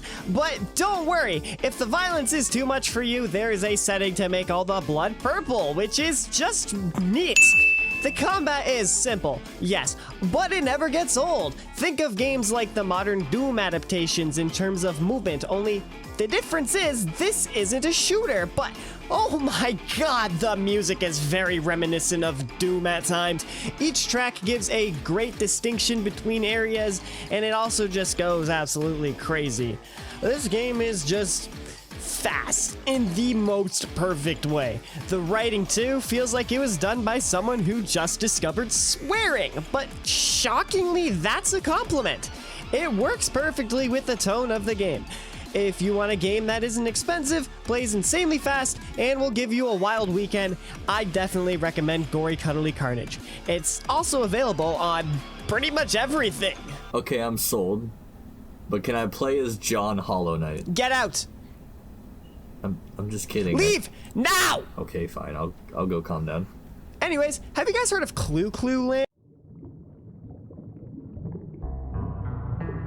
The indie horror scene has evolved a lot over the years, creating plenty of new games with interesting concepts that had never been seen before. But sometimes, the best games are the ones that take the most inspiration from what came before. Crow Country is a 2024 indie horror game developed by SFB Games, and it does exactly that. Survival horror is a genre that's been around for a long time, but I think we can all agree that Resident Evil and Silent Hill are the kind of games that really popularized it and set a formula that Crow Country follows. We play as Mara Forrest as she explores the shut-down amusement park Crow Country, which is already a great setting for a horror game, because the park is sectioned off into 4 different areas that have different themes, and therefore it never really gets stale. There's always something new happening, new ideas presenting themselves. And much like the games it's inspired by, it's focused on solving puzzles to progress, to the extent where there's a game mode where there's literally no enemies, you just do the puzzles. The game's aesthetic purposefully harkens back to old PS1 and N64 games, which we've seen a lot of in recent years, but I think it works especially well for a horror game. I love Silent Hill 1 because of how hard it is to make anything out through all these damn polygons. Having to use your imagination almost makes it scarier, and I think this game does that very well. Not to mention all the lore, which I won't get into here, but this game's enemies are fascinating. They are shrouded in mystery. The game is so vague about what they are, you have no idea what you're fighting. And while there is a definitive answer, you'll have to play the game yourself to find out. Peace. Hello, my name is Austin, and today we're going to talk about the game Look Outside. And yes, I'm going to say this, I just moved into a new apartment and it's a little crazy in here, so bear with me. I'm sitting in a lawn chair and I'm about to give you guys the lowdown on why Look Outside is a must-play indie game. So if you hear the creaks and the crackles, it's because I'm in a crazy chair. Anyway, let's get into the game. Look Outside is a survival RPG that blends these elements together expertly. I mean, this game honestly is one of the favorite games I've played in 2025. It's very fun, it's very exciting, and if you like turn-based RPGs and you're interested in horror, this game is a must-play for you because these guys are like two peas in a pod. One of the best aspects of Look Outside is its randomly generated interactions and the quirky moments that you'll experience along the way. And you will face more dilemmas, manage your resources, and most importantly, decide what to do with this rat baby. That's a baby rat! The game does have a time limit. You do need to complete it in a certain amount of days. Depending on your actions within the time frame, the ending will vary. Look Outside does not hold your hand. It lets you make the decision as the gamer. And for better or for worse, you may or may not make the right decision. And then you really start to stress out. Like, you pass a door and you're like, should I pass that door? Should I go check that door? But you know you have a time, and there's this like threat meter. As much as you're discovering new things, your character starts to experience fear because you're entering the unknown, and that can cause some crazy things to occur that you're not ready for. You're just not, but you want to push further because you want to see more. I like this balance. It's extremely well done. But the one thing I want to emphasize is that if you do not sleep and you spend like 8 hours exploring with full darkness meter, like it gets scary out there, and you perish, it's all for nothing. You started the last time you fell asleep. So this game is extremely hard if you want it to be. You could try to do it without ever sleeping, aka never saving, and this could be one of the hardest games you ever play. Now finally, the art style is distinctive and it's very striking. Honestly, this is one of the standouts for this game. This art is what engages you. This art is what makes it different, and this art is super unique. I was truly captivated by the vibe, guys. Captivated to the core. If you're looking for a challenging experience, Look Outside is a must for you. It was created by a solo developer, so kudos for that. Trying to be quiet, I have a roommate, and deserves recognition and deserves your time. Now, I'll pass on to the next person in the video. Thank you guys for watching. Austin's out of here. Here I am in the mountains. It's fairly likely you've already heard of Celeste, so I'm not going to bore you about how successful the game was, how fun it is, whatever. Chances are, if you didn't play it, it's probably because you thought you wouldn't like it. Which is completely fair. I was in that camp too. I never really liked difficult platformers like Super Meat Boy and the like, but something about Celeste just clicked with me. Not many games are able to achieve that cohesion between difficulty and story where it all coalesces into something beautiful, all with the tried and true metaphor of scaling a mountain. Everything that the game achieves feels earned, and despite its premise, it feels extremely grounded and real. Its subject matter is extremely heavy, and it's part of the reason why I'm here right now talking about it. Things that people deal with regularly, like depression, anxiety, self-doubt, loneliness, and it does it all extremely well. I know a lot of indie games tackle this subject matter, but this one does it in a way that I feel connects with people better because you're interacting with that difficulty. Celeste reminds us that we need to let people in on our journeys of self-discovery, and that things that may work for other people may not work for you. That negative feelings aren't things that should just be overcome and ignored, but accepted and understood. And of course, in real life, these things are a lot easier said than done, but because of that, the gameplay reflects that beautifully. It's difficult, it's challenging, it makes you think that you're gonna get there, you fail, you try again. I sincerely hope that if this is the first time you've ever heard of this game, that you go and play it. And if it isn't, and you just didn't think you'd like it, that you give it a chance. I love this game so much that I went to the top of a mountain to record this. Anyways, go play Celeste. It is extremely fun, and if you don't like the difficulty, there's accessibility options to make the game easy as hell, so don't even worry about it. Either play this game or donate to charity. Just those two things. I don't care if you do anything else. Oh, hello. Hello. Oh. What are we here for? Yes. I've been called here to talk about a game. A video game with story, characters, and content. It's a game I'm quite most certain you've heard of called The Stanley Parable. What? Never heard of it? Oh, this won't do. I was going to have us marvel at all the wonders found within the Stanley Parable. But as this game's ambassador, I must protect you, dear viewer. I mustn't let that footage taint your eyes. Now, for your sake and mine, please skip to the following timestamp. It's very critical that you click away right now to avoid ruining the entire experience. Look, I'll even give you a bright red arrow to guide you there. On you go. Toodaloo. 8. What are you waiting for? You mustn't be spoiled. Go!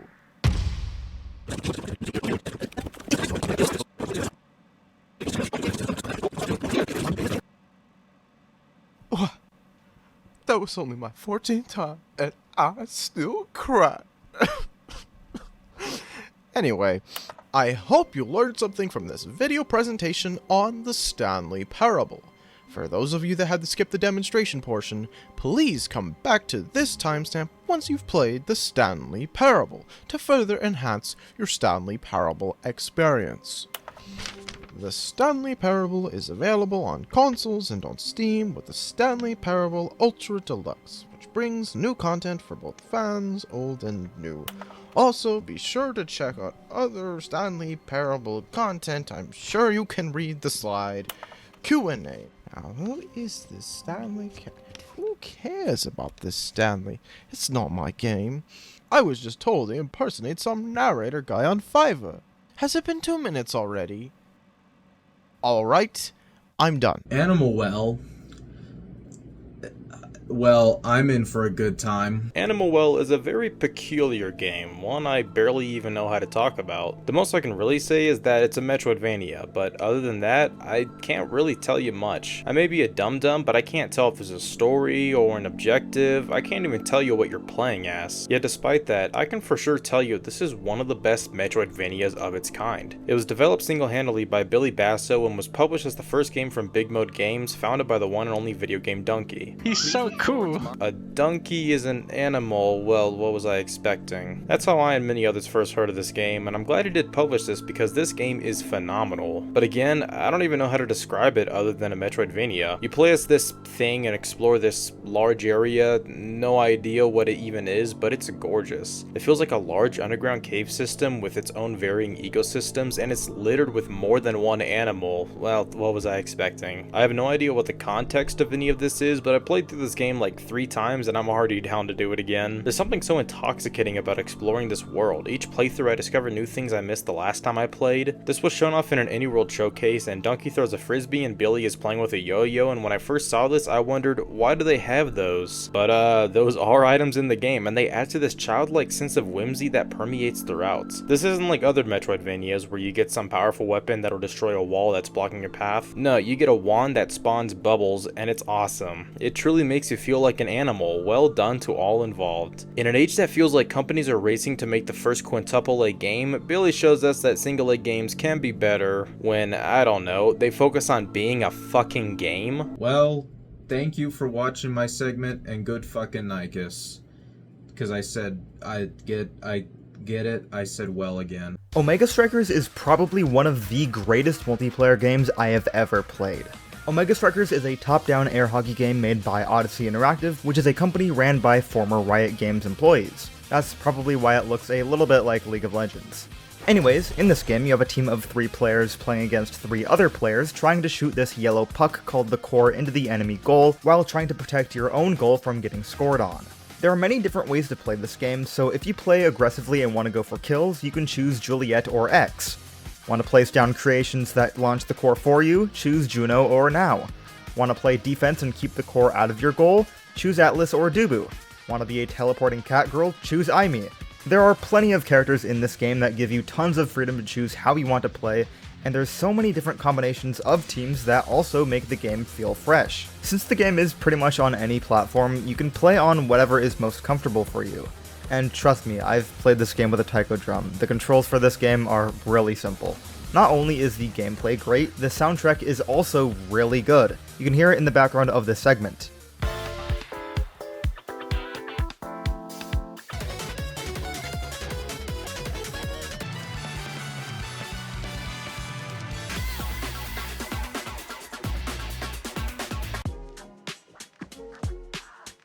Omega Strikers is a game I'll always have fun with. There's a lot of good players in this game, but I've never felt like I had no chance to beat any of them. As long as you don't hit the core into your own goal, you're probably doing good. Anyways, play Omega Strikers, have fun, and I hope you enjoy whatever game is talked about next. Why, hello there. It is I, once more. Pocket Goatskin. This time, we are here to talk to you about why you should be experiencing the indie visual novel that is considered one of the best made titles of all time, The House in Fata Morgana. I know there are people who love visual novels, people who despise them because, well, it's the novel with visuals, and on paper might not seem too special, but either case, with the beautiful soundtrack, artwork, wouldn't it make you want to check it out? Well then, let me convince you why you should. I personally play a lot of visual novels, so when it comes to them, I look at 3 main points before I dive deeper into the game. 1. Story. Better be well written, even if the plot is simple. 2. Artwork needs to be a key component. Doesn't necessarily have to be good, but it does have to set the tone or theme for the game. 3. The soundtrack must influence the scene that is playing. If it's heartfelt or tragic, you have to feel it. The House in Fata Morgana gets all of those boxes right. And trust me, I have the limited edition for the Switch, which includes the art book, bought both the volumes on vinyls for the soundtrack. I swear I'm not biased, guys. I swear. If you want to do your own research on the game, you'll see that there is the main game, so like the first game, and then there's a sequel, but for the sake of keeping this segment a little shorter, we're gonna stick to the main game, so the first game. Story. You wake up with no memories in a deserted manor. The only other inhabitant other than yourself is a maid. She takes you by the hand and shows you the history of those who lived in this cursed manor and the tragedies they faced over the past millennia. The only thing that binds each of these stories together is the maid who is seemingly unaging and a white-haired girl who keeps being reincarnated and arriving right back to the manor. There are many choices in this game, and yes, they do matter. The game foreshadows from the start that each story throughout the ages ends with tragedy for all those involved. However, the way that the characters are written makes you hope that they would be the ones to survive this cursed manor. This offers replayability with multiple endings, and also if you're like me and you enjoy deep psychology of human nature, this is definitely the VN for you. The game shows the true nature of humanity for the characters involved and makes you feel for them. The House in Fata Morgana is available in English, as well as other languages on Steam, Nintendo Switch, PlayStation 4, PlayStation Vita, iOS, Android. You could probably play this on your fridge if you really wanted to. There's no reason not to give it a try.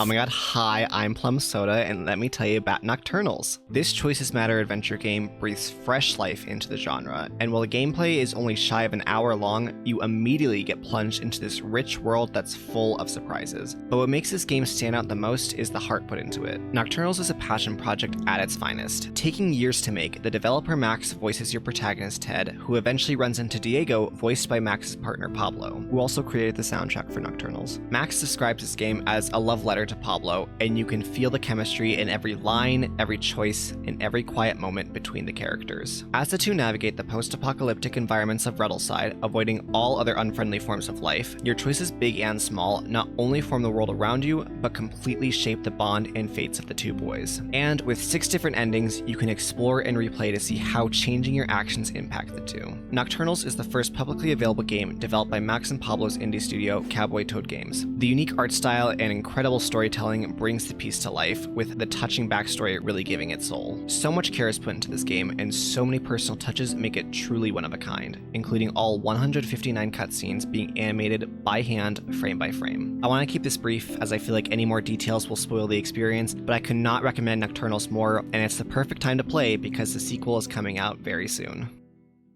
Babaruka, a horror puzzle game mimicking a Tamagotchi, with a limited color palette and primitive graphics. In it, you'll explore the depths of an abandoned children's toy, while being stalked by the decaying remains of scrapped character concepts. The game was developed by Supernova Studios and costs $5 for a base story that can easily take you 3 to 4 hours to get through, so it's a pretty good deal. The premise of Babaruka is that a massively popular upcoming keychain pet was suddenly cancelled without reason, followed by the abrupt shutdown of the studio behind it. In the modern day, you have been emailed a copy of the game by your friend John, who found it on a cheap laptop from eBay. The game features 3 chapters, each starring a different bubby. That is this game's version of a Tamagotchi. You start off with the traditional pet care aesthetic, but things quickly go downhill as the game transitions into an exploration-focused experience peppered with encounters with distorted and glitched enemies, each having been brought back from being scrapped concepts by a malicious entity that is only referred to as Creature. As you progress through the chapters, the story behind the game studio's closure becomes apparent when one developer, Onaga Yamazaki, bore witness to the creature's real face. The entity was able to control him and drive him to show that face to the rest of the developers. This drove everyone in the company and the entire city around it to be assimilated into the creature.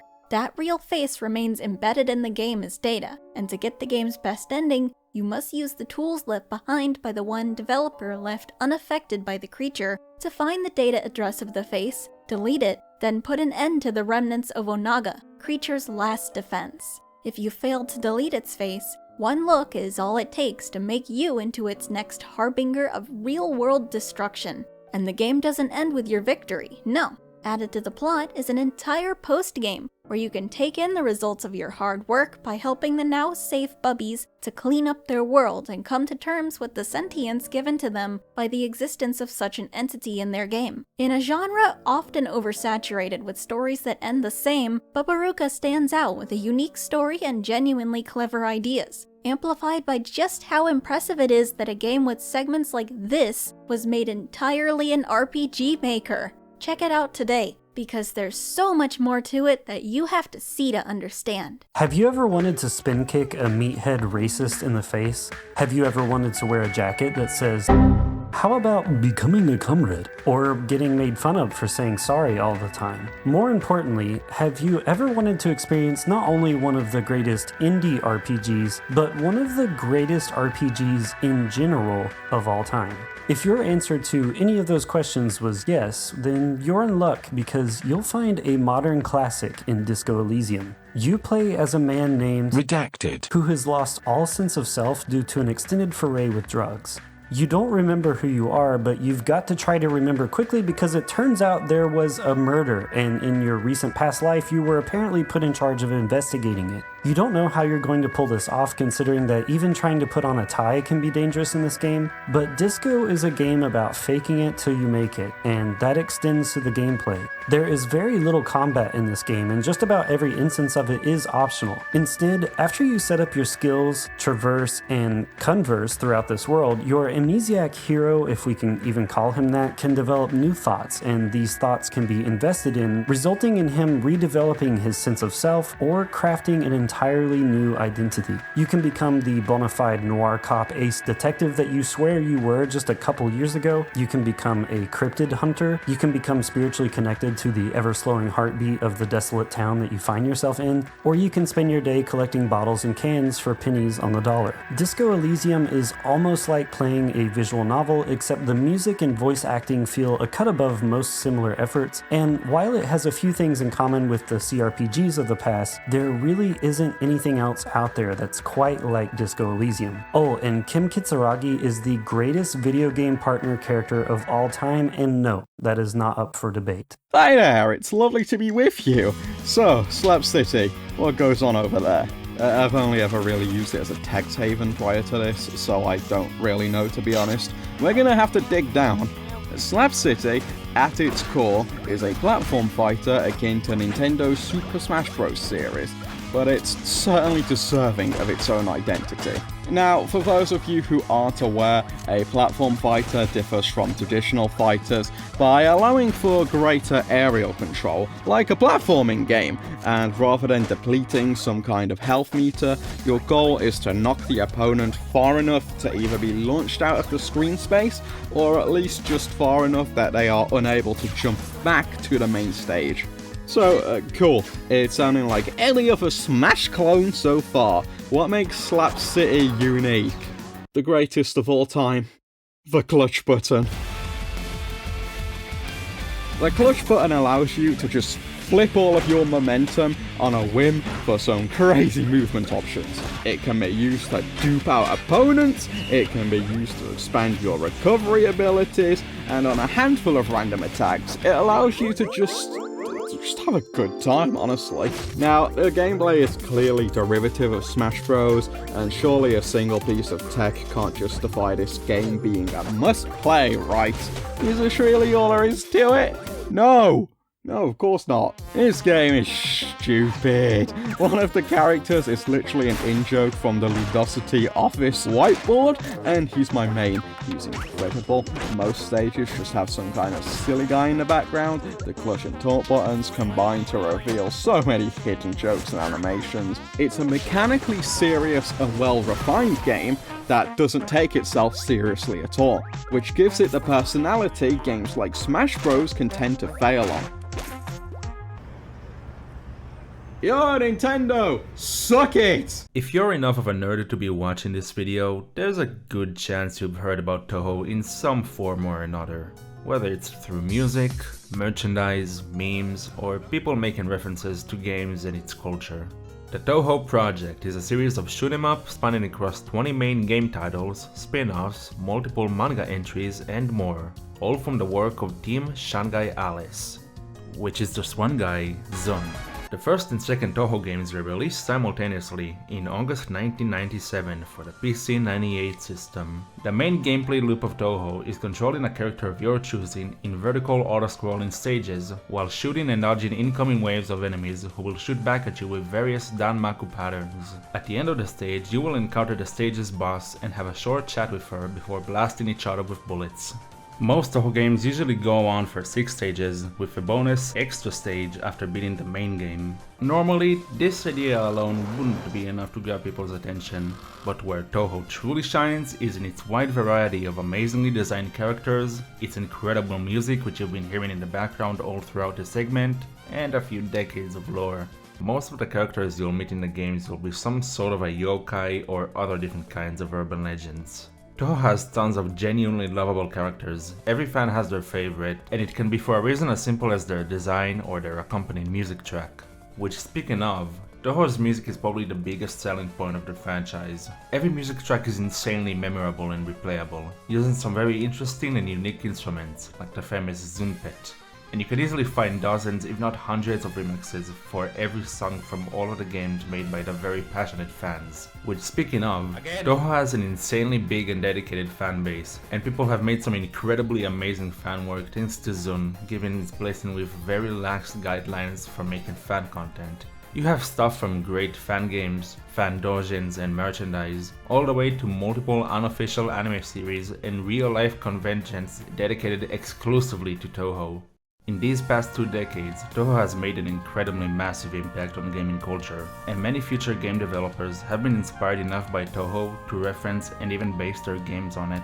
Biggest examples are games like Undertale and League of Legends. I could probably gush about the series and everything that I love about it for hours, if only it wasn't for Sten limiting the length of each segment to 2.5 minutes.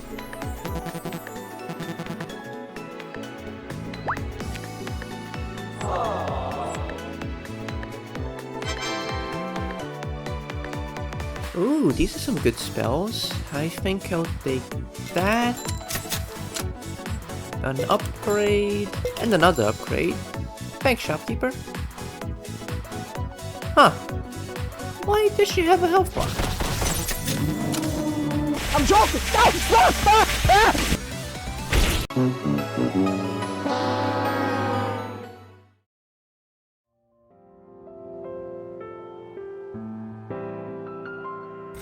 One Step from Eden is a real-time action roguelite card battler deck builder. If you don't happen to have dumped several hundred hours of your life into card games, let me break down for you. Your objective in One Step from Eden is to reach Eden. You are, of course, one step away from it. Unfortunately, there's an assortment of very angry individuals who wish to stop you from accomplishing this via use of the effective technique known as killing you. In order to battle them, you must use your spells, which are in the form of cards, which cost mana. There are no turns, so everything happens in real time. Spells linking, dodging, mana recharging, movement. As you advance, you'll build your deck with more spells and other upgrades, which you'll use to battle stronger foes as you make your way to Eden. You are, of course, one step away from it. There's a couple characters to choose from who all have varying kits, including time manipulation, frost, shield, construction, and of course, gun. There's even workshop support if you're into that. As you improve your spells linking skills, or just use gun, that's fine too, I don't judge. you'll climb the Hell Paths, a series of increasingly difficult run modifiers featuring hits such as enemy starts with random buffs, levels have more hazards, evil hostages appear, shops are more expensive, and, of course, you start with 1 max HP because fuck you, that's why. Some people may try to distract you, but don't pay them any attention. All you have to do is make it to Eden. You are, of course, 1 step away from it. How does one define a game like A Hat in Time? Well, apart from the obvious. That's another hat I gotta put on for that. What gimmick does it have that sets it apart from all the others in this video? Well, it doesn't really have one. And I wouldn't even say it needs one. It's just fun. Plain and simple. And if it's not fun, why bother? A Hat in Time is a modern-day-ish attempt at a collectathon 3D platformer in the style of all the old classics from the N64 GameCube era. And it pulls off this concept with colors flying so high you'll wonder how they haven't suffocated yet. Imagine everything that worked in every other game of this genre and mix it all into one big melting pot and you'll have something pretty close to A Hat in Time. A game with buttery smooth controls that make you feel like you're one with the controller, set in a series of loosely connected overworlds, each filled to the absolute brim with life and detail and designed in such a way that every corner feels unique from every other and no character is forgotten easily. The game doesn't have a gimmick because it doesn't need one. It's just the 3D platformer genre in its purest form and polished to perfection. Every collectible is a fun challenge, and every new ability or level gimmick is a fun time and never overstays its welcome. No 2 areas share the same formula. The game is constantly shaking things up. 1 second you'll be leading a parade, the next you'll be solving a murder, then making a dude piss his pants, then you yourself pissing your pants. Never usually that bad in any of the games, so I'll play through. Even the normal point A to point B levels are a treat just for how entertained you'll be by just, jumping and diving your way around and getting your muscle memory fine-tuned with the control, so that you can handle the harder challenges the game starts to throw at you later on. And don't let the cutesy art style fool you, this game does get real hard at points. I've lost years of my life from the stress induced by some of the Death Wish levels. A Hat in Time is a love letter to a half-dead genre that feels like an evolution of everything it stood for. The big dogs of yesteryear ran so that A Hat in Time could sprint right alongside them, and in many ways even surpass them. If you're a fan of 3D platformers or just video games in general, then you're doing yourself a disservice by not installing this right now. Every second you spend not playing this game is a second spent not winning at life. A Hat in Time will improve your gains and sharpen your jawline. Women and men will fawn over you in the thousands. Become one with the funny alien child, and all of your dreams will come true. Okay, so hypothetically, if I were to ask you what you were doing 4 years ago, and you're a gamer since you clicked on this freaking video, then I'm gonna assume you watched the PS5 Future of Gaming Showcase. And if you didn't, then you probably still thought Knack 3 was gonna happen, huh? Nope. Now that showcase was stacked. You had Spider-Man, Miles Morales, Ratchet and Clank Rift Apart, the usual bangers. But then boom, out of nowhere, a trailer drops.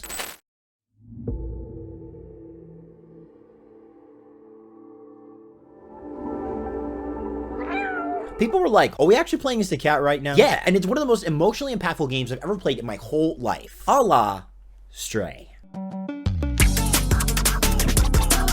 When I first saw this game, I deadass thought, which AAA studio dropped this heat? It turns out, it's an indie game. Indie! Made by Blue 12, a tiny team probably running off ramen and Red Bull, and it still looks better than half the big budget releases we got that year. Every corner of the city feels alive, even though it's technically dead. You got these eerie neon signs, flickering alleyways, and robot citizens just vibing in quiet decay. I literally couldn't help but just take my camera and slowly pan it around and sit down to appreciate it all. But what's the purpose of that?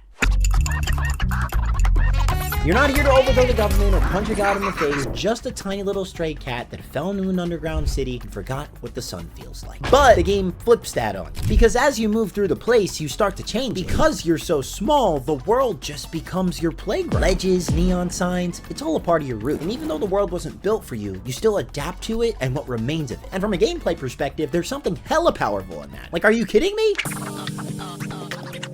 Early on, you meet B12, a little drone that becomes more than just your little homeboy. At first, you use bro to open up doors, scan stuff, and translate what the robots are saying. But slowly, bit by bit, he starts to open up. You catch glimpses of something deeper, a past, a purpose, and maybe a little bit of pain. And it's through B12 that the city stops being scenery and something personal. Without any spoilers, this place used to mean something. But now it's inhabited with lifelike machines, robots with real presence. They aren't perfect or human, but it's something real. And when B12 helps you translate their thoughts, fears, and emotions, you really get to understand these robots on a deeper personal level. You start to see them, and you start to care. Now, the game doesn't force you to feel anything. It just gives you the space to connect and space to reflect. And somehow in the middle of this broken world, these robots and remnants start to feel human. Stray isn't just about escaping a dead city. It's about our memory, legacy, and connection, especially when everything else seems like lost. So I ask you, please Stray.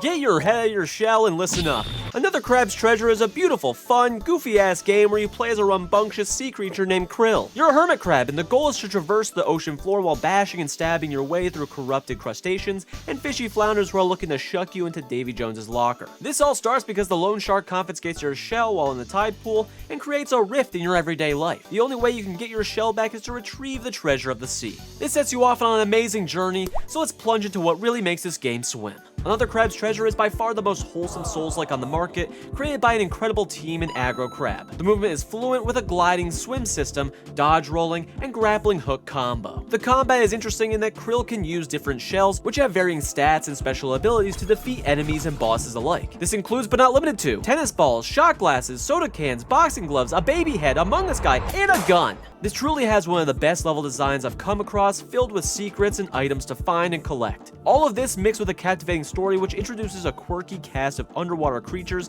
that you just want to butter up and eat. As someone whose channel fully revolves around Elden Ring and Souls games, this is very much a unique experience that you won't find anywhere else. This game does a really great job at separating itself like many other incredible Souls-like games while keeping the core formula of what makes this genre so immersive. Another Crab's Treasure hits every mark of making you feel like you're a small fish in a massive ocean. You're very much the underdog against these insane enemies and bosses, but never meant to be unfair and always fulfilling once you dive past each obstacle. Now, if none of this gets you the slightest bit interested, how about constant content updates like their newest one called Year of the Crab, which includes New Game Plus, a bestiary, and boss rush mode, while listening to an incredible bop of a soundtrack. Grab your forks and your shells because Another Crab's Treasure could be your personal treasure, diving into a screen near you. Lorelei and the Laser Eyes is a game that drops you into it with as little as possible. No intro cutscene past clicking new game, you're straight into it. The goal of this game is to find the truth, to get the most out of this gameplay in a quiet and dimly lit environment with a pen and paper at hand. Lorelei and the Laser Eyes is a puzzle game. You've been invited to an old hotel by an eccentric film director named Renzo Nero, and that's all I'm gonna give you, because that's all the game gives you at the start. I don't think I've seen anything that's set up exactly like Lorelei. It's framed as an old Resident Evil game, the fixed camera and unlocking of more and more hallways and secret doors and rooms of this hotel that's more of a mansion or art museum or simply a hideout to get away from it all. However, the big factor here is not what it has, but what it doesn't. Lorelei and the Laser Eyes features absolutely no combat. You have no method of attack and therefore no enemies. That's not to say no threats, but they are self-inflicted. You will know or at least be very thoroughly warned of anything that may be capable of sending you back to the title screen. Instead, Lorelei wants you to simply immerse yourself in this rare nowhere hidden somewhere about Central Europe. Take as much time as you need to read through documents and write your own set of notes before finding that last puzzle piece needed to unlock that door that's been rustling in the back of your mind. Now, puzzle games aren't for everyone. They can be daunting for a lot of people, including myself. However, there are a few bits of leniency that make this one more approachable to someone like myself, despite the difficulty. One, you as Lorelei have photographic memory, which means you can browse every single document and viewable object in the game in the pause menu as soon as you've seen it once.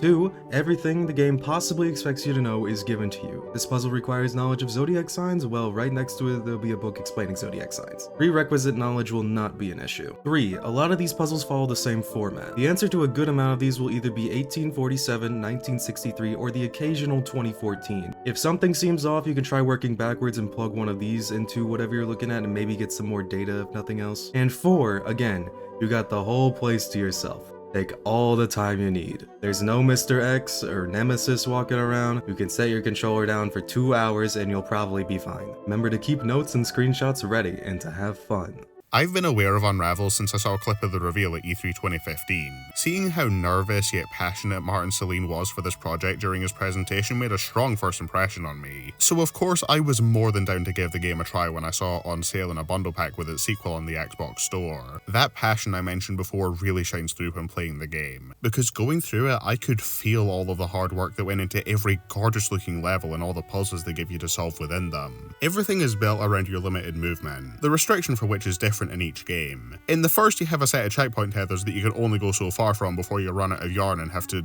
unravel yourself. In its successor you have a lot more freedom in your movement, but now you have two characters to control that are tied together and can only venture so far apart. And don't worry, if multiplayer isn't an option for you, they account for this and let the dynamic duo combine together to be controlled by one person. The puzzles rely a lot on the game's physics and your environmental awareness. What's interactable in the area? Do you have enough yarn left to reach it? What's the most optimal order to approach the steps of the solution so that you don't run out halfway through? If you're like me and find it rewarding to figure stuff like this out, you'll find it very satisfying to progress, especially if you get stumped on something for a bit. Both games are relatively short, so you could feasibly finish them in a handful of sittings, maybe even one depending on how good you are and how long you can sit and play without stopping, but they have enough meat on the bone to make the experience worth it. And frankly, I don't see the experience being short but sweet as a detriment in the slightest. If you still want more beyond that, each level has several optional collectibles that you can seek out for your own fulfillment, rewarding taking your time and keeping an eye out for things off the beaten path. And if you find it all too easy, 2 introduces a set of side challenges that up the difficulty significantly, especially if you're flying solo. I got them all first try though because I'm just that good at video games. Nobody fact check me on that. If you're looking for a fun puzzle platformer, Unravel 1 and 2 are more than worth your time. They're every bit as wonderful to play as they are to soak in the incredible atmosphere and see each piece of the story that took place in the past for everywhere Yarny passes through.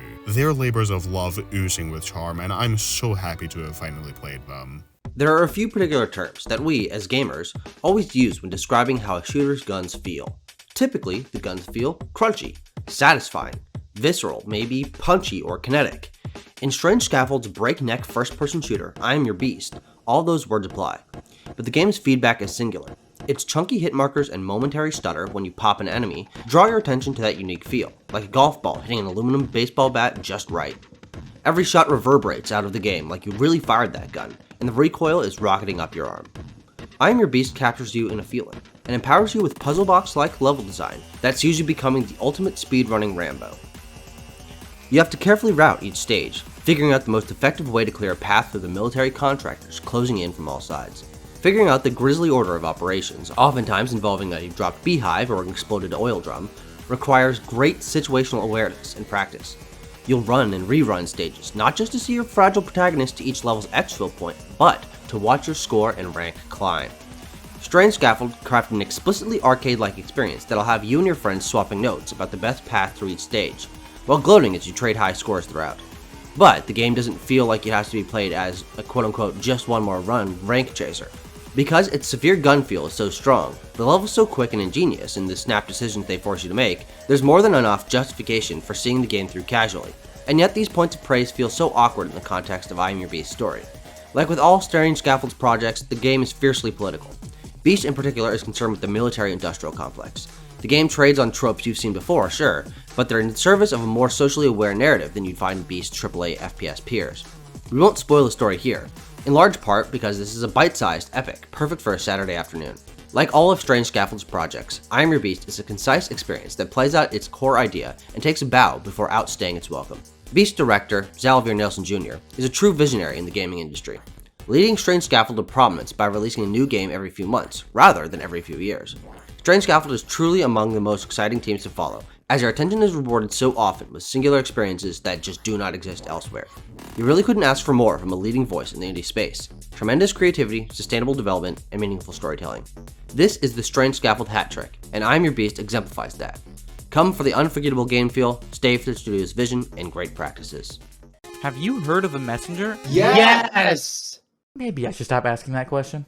The Messenger is more than just a Ninja Gaiden-inspired platformer. It goes above and beyond, creating an experience that's better than the sum of its parts, and it's all thanks to the Cloud Step. The ability to regain a jump only if you attack something while in the air means as long as you can string attacks together, you can keep yourself moving.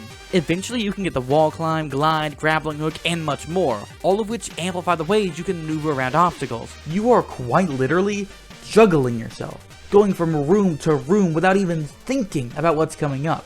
The controls, the moves, they melt into your hands, making a loop of attack after attack, creating an endlessly satisfying experience. All of this is happening around the actual levels, which feature interesting ideas, structures, and characters. You'll maneuver in tight areas to get extra gens, defend yourself against a rogue figure who attacks you for seemingly no reason, and you'll try and save a past messenger who was cursed for defeating a previous evil, all while upgrading your abilities and reading interesting stories from the shopkeeper. Just don't touch his wardrobe. This is already a fun game, with great visuals, amazing music, and interesting concepts, but you haven't seen a half of it. This game is much bigger than you expected. A few hours in, and you're sent to the future, with entirely new assets and layouts. After venturing to hell and back, the game opens up even further, turning into a full-blown Metroidvania.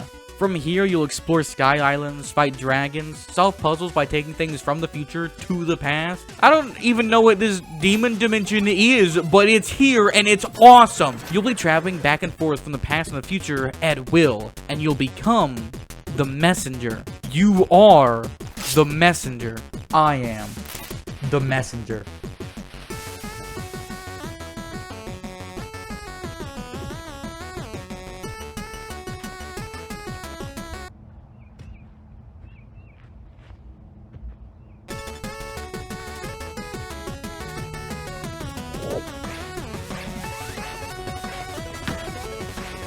Disclaimer, the messenger will not cause you to go outside and start smashing fruit with a sword.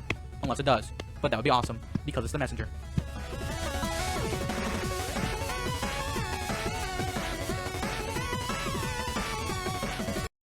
Hey everyone, this is PatNat Games, and today I'm talking about none other than Mindustry. One of the reasons Mindustry is one of my favorite indie games is because it takes complex systems and genres, namely tower defense, resource management, and economy, and wraps them into such a digestible package that you never feel overwhelmed while learning how to play. Advanced machinery in games is always daunting at first glance, but Mindustry does an excellent job at introducing its complicated elements step by step, and you'll be amazed at how much you've learned in such a short period of time. Speaking as an artist, it's refreshing to have an outlet that doesn't rely on form, but focuses on function and logistical thinking. It really exercises a creative part of the brain that usually goes untouched when working on other mediums. The premise of the game is that you're a lone space worker on a hostile planet with no allies, just wave after wave of enemies. To defend yourself, you need to mine materials from the ground to build up your defenses. That's where the tower defense gameplay kicks in. It starts off simple. Mines collect resources and send them along conveyor belts back to your base. Then you can spend those materials in the tech tree to unlock new weapons, walls, and powerful machinery. Eventually, you'll start generating power to build even more advanced structures and even create a global resource network to keep your defenses strong.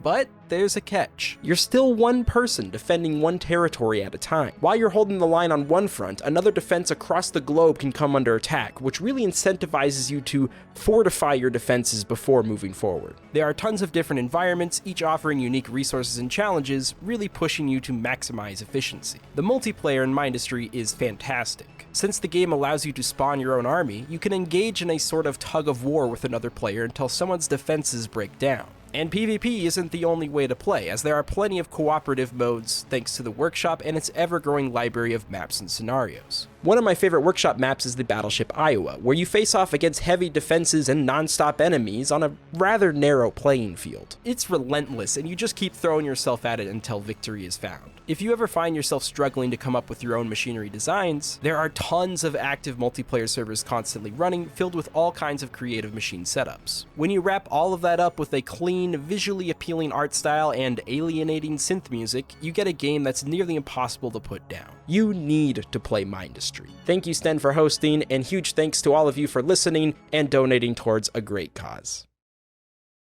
Crypt of the Necrodancer is my favorite game of all time, and even with 2 incredible sequels, I don't think that will ever change.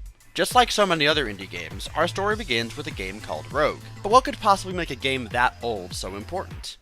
Oh! So as it turns out, unlike many games that Rogue would go on to inspire, Crypt doesn't immediately differentiate itself all that much. Just trims things down to the bare essentials, adds actual visuals, and removes randomness from the player's actions. But wait, without randomness, can't the player just walk into a room, hold forward, and kill everything they see effortlessly? Well, what if there were several dozen different enemies, which all had different attack patterns and health? Okay, but it's not like there's some kind of time limit you could put both the player and every single enemy under, like some kind of rhythm. Okay, but if you did that, you would need one of the best composers of all time.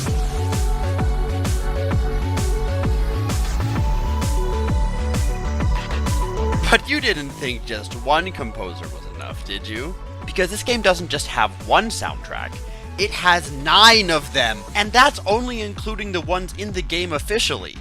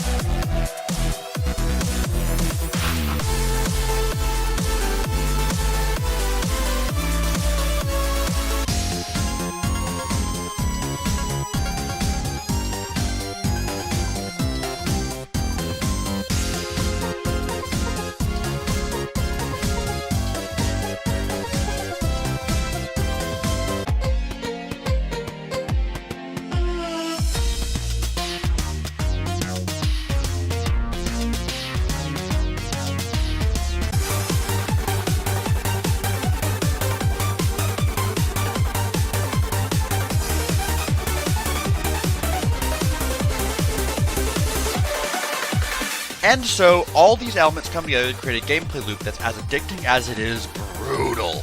And with some of the hardest challenges in all of gaming, dozens of different ways to play the game, online multiplayer and mod support, I can all but guarantee you will never run out of things to do in this game. I think the simplest way to describe Coffee Talk is as a popular TV drama where you fill the role as a barista at the local coffee shop that all the essential characters spend time at. Coffee Talk is less of a game and more of an experience where you get to peek in at the lives of a bunch of fantasy-inspired modern people, as the game's creator puts it. Over the course of the game, you'll get to listen in on discussions about forbidden love, work-related anxiety, stereotypes, and bigotry related to the fictional races of these characters. Unlike most of the other games that comprise this video, Coffee Talk doesn't shine in its gameplay. When a customer comes in, they'll either already have an order in mind, or they'll give you an idea of a beverage they want. Some customers might ask for a specific ingredient, like milk or lemon, or they might be difficult and say something as vague as that they want something sweet. What does that mean? There's about 50 billion different things here that would constitute that description. You're gonna need to be more specific. In your time making an assortment of beverages throughout the course of the night, yes, this is a coffee shop that's only open at night, you'll learn the stories of some of the different patrons who visit your cafe. All the different people who come in are so visually unique, with their bright colors and fantastical features from their race, like fins for mermaids or fangs for orcs. And every time you hear that little bell by the door go off, you can't wait to see if it's someone new entering your shop, or if you'll be able to catch up with someone who you met on a previous night. It's thanks to this wonderful cast of characters, the beautiful pixel art, and chill music that this game is so perfectly categorized as a cozy game. For anyone who's a fan of the visual novel genre of games, I would highly recommend picking this up, because the infrequent moments when you get to make a drink are a great way to help break up the walls of text commonly associated with the visual novel genre, and can help dampen the blow when serious discussions are had between some of the characters. For just under $13, this is a phenomenal experience.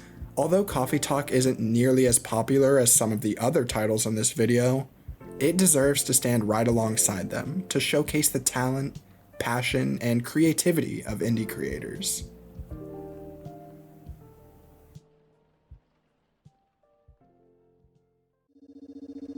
I love this game. If you're watching this video clearly interested in indie games and haven't played Rain World, I understand.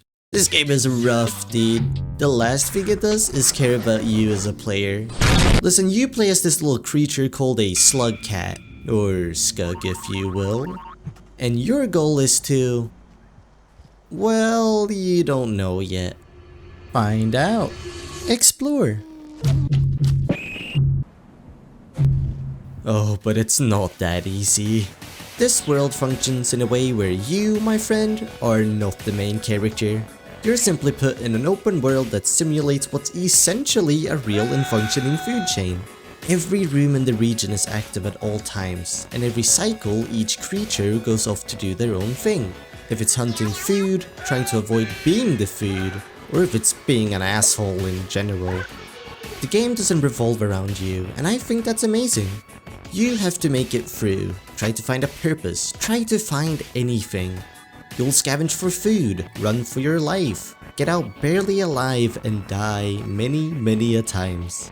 You'll be frustrated, mad, lost. You might come to hate this game, hate the difficulty, hate the bullshit, the unfairness and the RNG. But behind this wall of frustration is an unforgettable experience with breathtaking visuals, an amazing atmosphere with an incredible OST, absolutely insane tech, there we go, and a memorable challenge that you'll be glad to have beaten. I remember playing Hunter, the hard mode of this game, and it made me so incredibly mad I was venting on Twitter about it. It was terrible. But I pushed through and by the skin of my teeth made it to the end, and I can say with certainty that that was one of my most memorable and fulfilling gaming experiences I've ever had. Each death you encounter is not just mere failure, but a learning opportunity and progress towards thriving in this game. You will learn how to avoid the enemies, what their weaknesses are, and hell, even learn how to kill them. You will learn what hazards to avoid and what foods to eat. And eventually, you will learn about the world and why you are here. This is your adventure, and I'll be cheering you on from the backlines as I love this game, and given enough time, I'm sure you will too. Having crashed on an alien ocean planet, Riley, controlled by the player, just wants to do two things: survive and go home. But in Subnautica, neither will be easy. This first-person open-world game released in 2018 and captured me like no other survival game before or after it. But what makes Subnautica so special? Well, on the more peaceful side of things, you can build bases in the ocean and customize them to your liking. And while I've never been too much into the base building aspect of most games, this one is a bit different. The sheer utility of each room is wonderful, which makes finding the blueprints even more exciting. And as you build more stuff, you will also adapt in ways that make you more well suited for voyages into the deep dark deep down. And the fact that you will die in gruesome ways if you're not well prepared and don't have some good bases and equipment also tends to be quite persuasive. Because, oh yes, this ocean is scary. And I don't only say this because I have slight thalassophobia, this ocean is full of creepy fish creatures. The blatherfish, the boomerang, or the ever dangerous and wicked cuttlefish are only the tip of this iceberg of life-threatening fauna.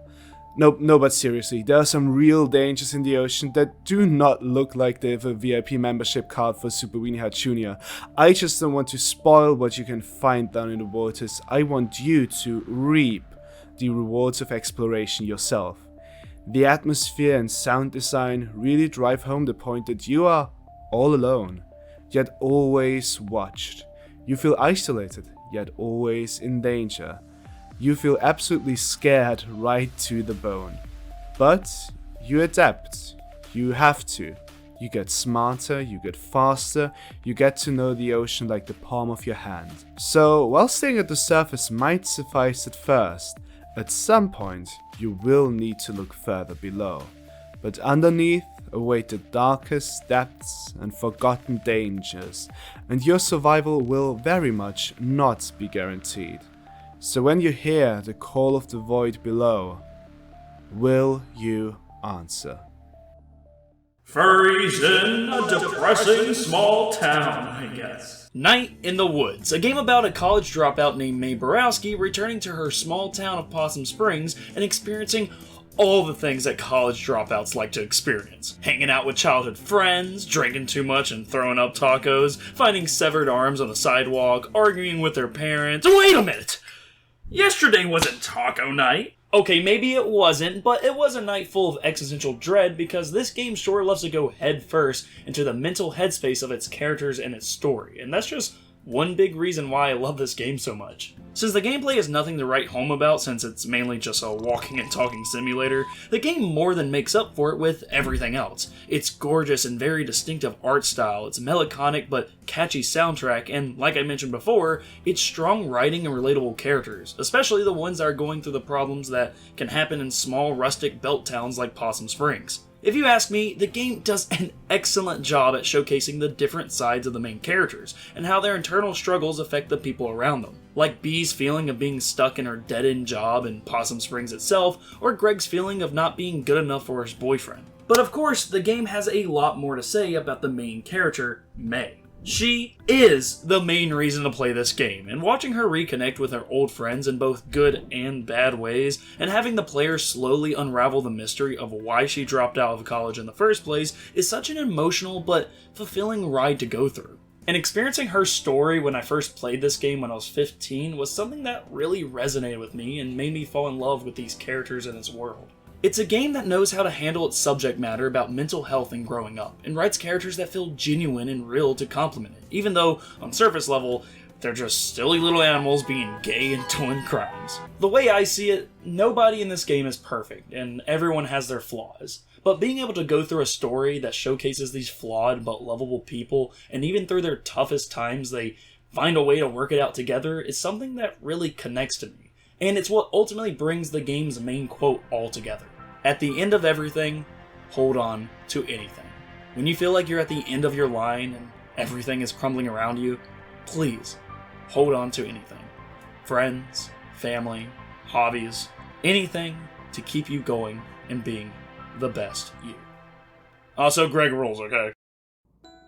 With that, we have 100 indie games shared by 100 creators. The fact we've been able to do this not once, but twice, genuinely baffling to me in the best way possible. As of recording this, I just finished editing this video like 10 minutes ago. So, 8 months is all it took. I'm trying to think of what to say that I didn't just straight up say the last time, but like...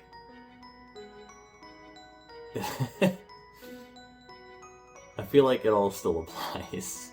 To think, only a couple years ago, I was just a small... well, I still am, but...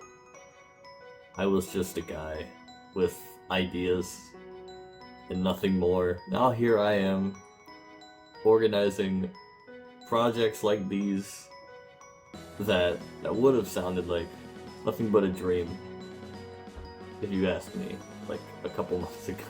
But here we are, once again, for round 2, and I wouldn't have it any other way. As much as I love doing these projects, they can be stressful. Very much so, on occasions.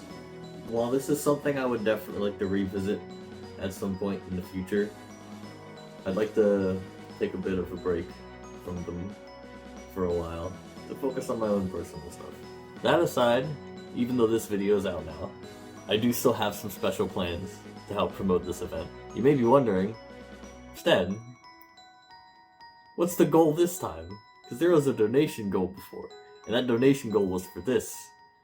But if I'm taking a break from that, then what's the donation goal going to be? Here within the next week or so, I'm going to start a week-long charity live stream marathon, where I'm going to be having guests from the project on board for us to play a bunch of various random indie games that were featured in this video. The twist is for every $500 we raise, we're going to add another day onto the charity live stream.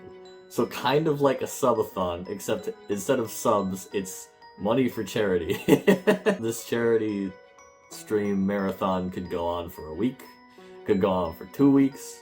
I do have a life, but I am going to stream for as long as I need to, as long as the goals are met.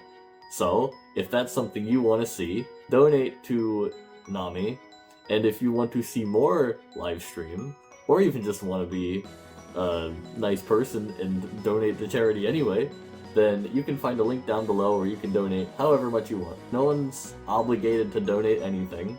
Even just sharing the video around is very much welcome. I even be thankful just for that, even if you just share it with a couple people.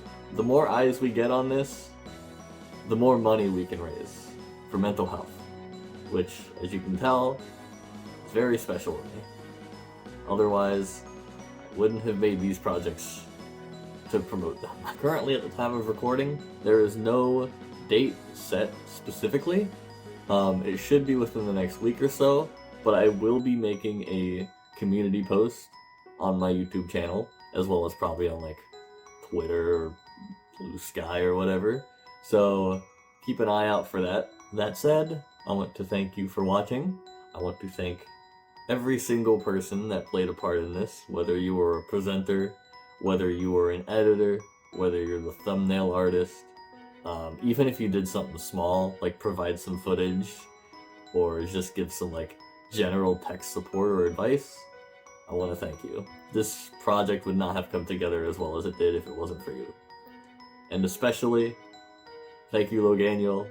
Again, I don't know how you managed to put up with me putting these big elaborate things together and still being like, yeah, I got you, bro. Most other people, if I told them that, they would be like, well, good luck, pal. And then just, you know, so you're a real one for that. That said, I've been rambling long enough already. I need to take a break from these kinds of projects and focus on myself. I need to take care of myself. And you know what? Anyone watching this, you should too. It's important. That said, if you want to see more of the crazy stuff that I do, feel free to subscribe. I don't know entirely sure what's coming after this, but I know it's going to be cool. And I'm very excited to see what's to come. I'll be honest, I didn't think this far ahead. I hope you're looking forward to seeing what I have in store just as much as I am, because it's going to be real cool. That said, this is Sten, signing off. Goodbye.